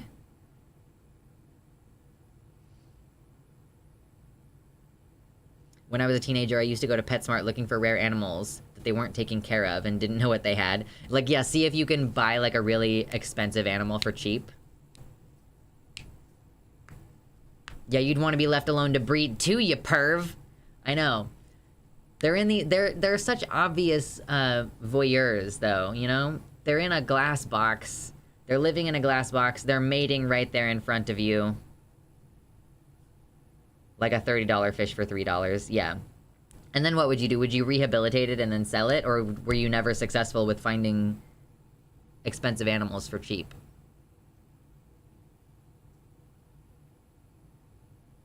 Mine, I don't know if you've ever seen, but my Porcellios, like Porcellio pruinosus. Porcellionides pruinosus. These are my guys. Like, mine are like orange cream. I think this might be actually exactly the same morph that I have. Porcellionides orange cream. These are the ones that I have right now. They're such cuties.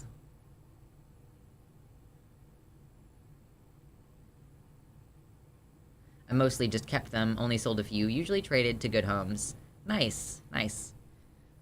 It sounds nice to just be like, oh, I can identify that this animal has intense care needs and it's not being cared for appropriately at this pet store, so let me, like, fix it. Let me take the animal and fix it. Delicious. I'm getting tired. I'm, like, holding up my body to sit in the chair is tiring. Listen, like, okay, let me just tell you about the decisions that I made this week. I guess it wasn't really, like, an intentional decision, but I had leg day on Friday. Friday was leg day. And then I had sex 3 days in a row. And I'm like, oh boy, I am tired. Like, my muscles are tired. I did a lot of exercise this weekend. I think that I'm absolved because I didn't do my ab work yesterday. I was supposed to do abs yesterday and I just didn't. And I think I'm absolved because of all of the sex that I did. But I'm just tired. I'm realizing that tired is the feeling that I have right now. I think that today is a record-setting hot day outside, so no wonder it's hot in my house. Oh, I'm melting. I'm melting! I'm melting! Ah! Anyway, I gotta... Oh, okay, I can get back up now. I'm safe. I'm good. I'm good. I'm alive. Sex is good. Yes. Yeah, I'm sorry. I'll get it. I'll get it on behalf of everybody else. The stream has been quite fun. Well, good. I'm glad that you have had a good time so far. Yeah, I've been married for 10 years, and I guess there is a natural amount of, like, getting it that happens when you've lived, when you've been in a relationship like that for so long. Did that once. I couldn't feel my legs and my partner, and I just laid around asking, what did we do? Oh, did you have, you did segs on a leg day? You don't need to get any from me, Lux. I'm all set. Me and Mama Mephistopheles out here. We are getting it. We are getting enough for everybody in chat, you know?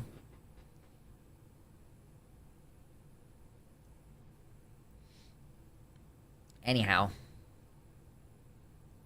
We've had a fun stream. I've had a fun, good weekend. A decent weekend.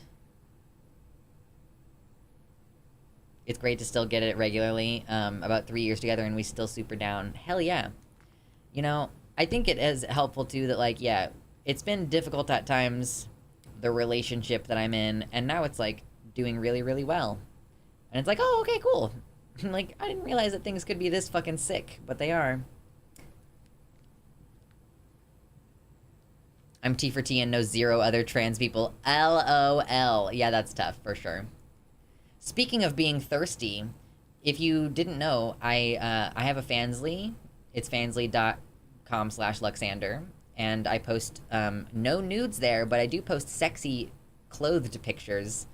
For $5 a month, you can jerk off to pictures of me in yoga pants. Long-term relationship people have more sex than people not in long-term relationships, according to science. Oh, so if you're in, yeah, like, if you're in a short-term relationship, I guess a lot of the time you're spending, like, searching for a new relationship, and then you don't get, like, the comfort and familiarity. I've also heard that, like, for a healthy relationship, like a healthy marriage or whatever, those people, like, the people in marriages that they self-report are healthiest and have the least fight, like, the least arguments, like, people have sex about once a week.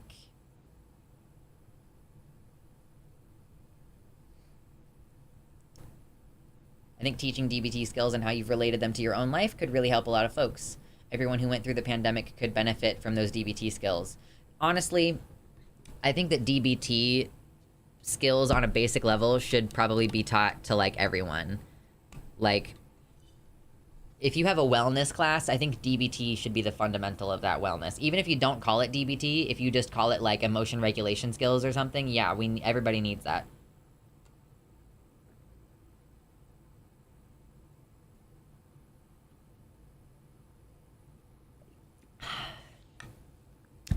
Oh my goodness, I gotta...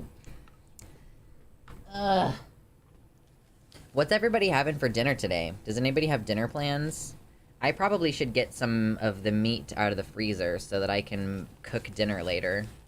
I don't really have a plan. I've been a bad boy, and I've been eating out a little bit this week, but I probably should put an end to that, because I have, like, so much food in my kitchen right now. Maybe I'll make myself a curry? A curry? DBT followed by some ACT. I never did ACT, I don't think. Unless the therapist that I'm seeing right now does ACT, and, okay, I don't know, maybe. I ate a bowl of cereal. Yeah, that's what I had before the show today. Before the show, I had some total cereal. Ooh, for dinner, I'm having pasta with salmon and broccoli. Ooh, that sounds yummy. Yesterday, I had a stir fry that was simply addictive, but the kids didn't like it. Yo, dinner is barely lunch here. It's 3:14. I'm thinking it's like a late lunch, or are you preparing for dinner? What are you gonna do later tonight? Excuse me. They call it total cereal, but there's always more. I had ramen with an egg in it and a bread roll with butter for dinner. Ooh. Did you soft boil your egg? Did you do a soft boiled egg in your ramen? I don't have any ramen in the house because it's just straight up carbs, and I'm trying to eat a lot of protein. trying to make sure that if I'm eating something, it's got a protein portion to it, because that's hard. It's hard to build muscles when you're not getting enough protein. And now my hand is sore for some reason. Like, why? I made a giant pot of chicken noodle soup from scratch. I'm gonna do that. I have like 4 chicken thighs with the skin on. Skin on, bone in chicken thighs that are in my freezer, and I've been trying to figure out what I'm gonna do with them, because I put them all in the freezer together, and I should have frozen them individually. But since I have like just the 4, I just have like these 4 chicken thighs, I'm thinking about just taking all 4 of them and putting them in a giant pot and letting it boil away for a while, like, and make essentially like a chicken noodle soup that has like fundamentally like a bone broth aspect of it as well, since the bones would be in there cooking. Chicken cacciatore.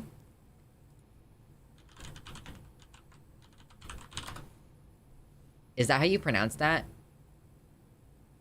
This chicken cacciatore recipe is an easy throw-together meal with the most delicious sauce full of incredible flavors. But I was thinking I was just gonna make like a big, I'm not Italian, I don't know how to pronounce it. Fair enough. But yeah, I guess I was thinking about making a chicken noodle soup or something.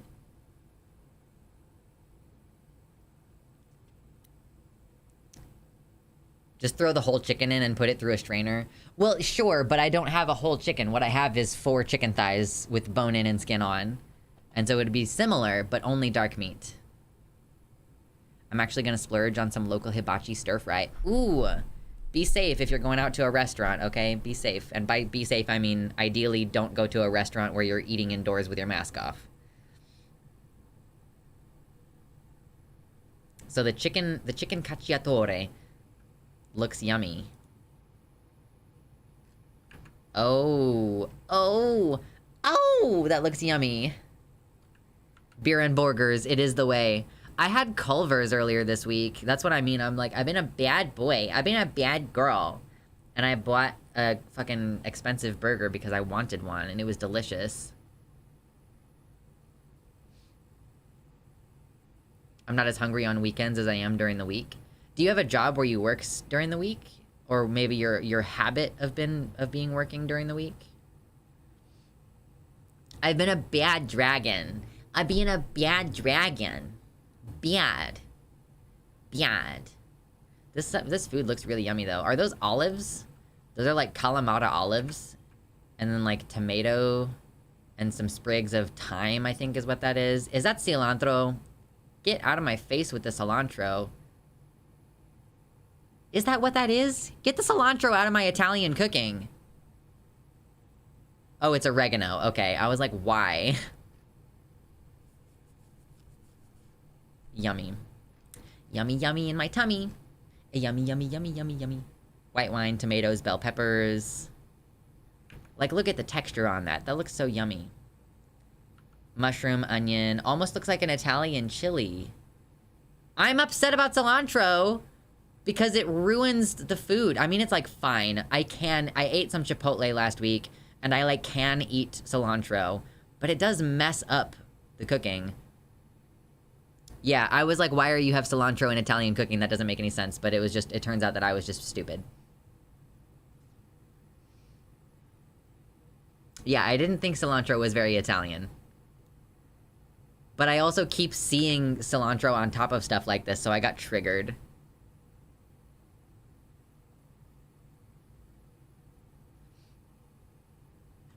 Anyhow, on that note, I think that I'm hungry.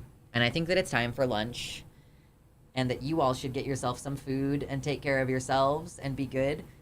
And if you can, you know, get yourself outside or get yourself moving today. You know, for the rest of your day, do something that you want to do for yourself. Get your body moving, even if it's just like 2 or 3 minutes of gentle stretches. Like, do something to take care of your body today. And then your mental health will be much easier later. I already did 11 miles. Well, then you need to stretch. Stretch, mama. I'm telling you, you have to do something later. No, I'm kidding. But yeah, just take care of yourselves, you know? Be kind to yourself. It's still raining. You can still get your body moving if it's raining. Maybe, in fact, what you need to do is go outside and be silly and stomp around in puddles. Maybe you need to allow yourself to indulge your inner child today. Okay? It's a going to bed time over here. True, yeah, it is like for the European fans, it's getting to be about 9:30 tonight, so yeah. You can do gentle stretches before bed too. Be good to your body today. That's what I want for you. And for the rest of the week, carry that intention with you for the rest of the week, that you're gonna care for your body. So, I'm gonna see you all on Tuesday, unless something crazy happens. And I forgot how cute that I look with the scales on. I think that the angle is probably not right. I probably want like a little bit more of a diagonal angle, but we'll figure that out at some future time. Anyhow, you're all great, and I like you, and I've enjoyed hanging out with you all, and I will see you in the next video. Bye-bye! It's Mark.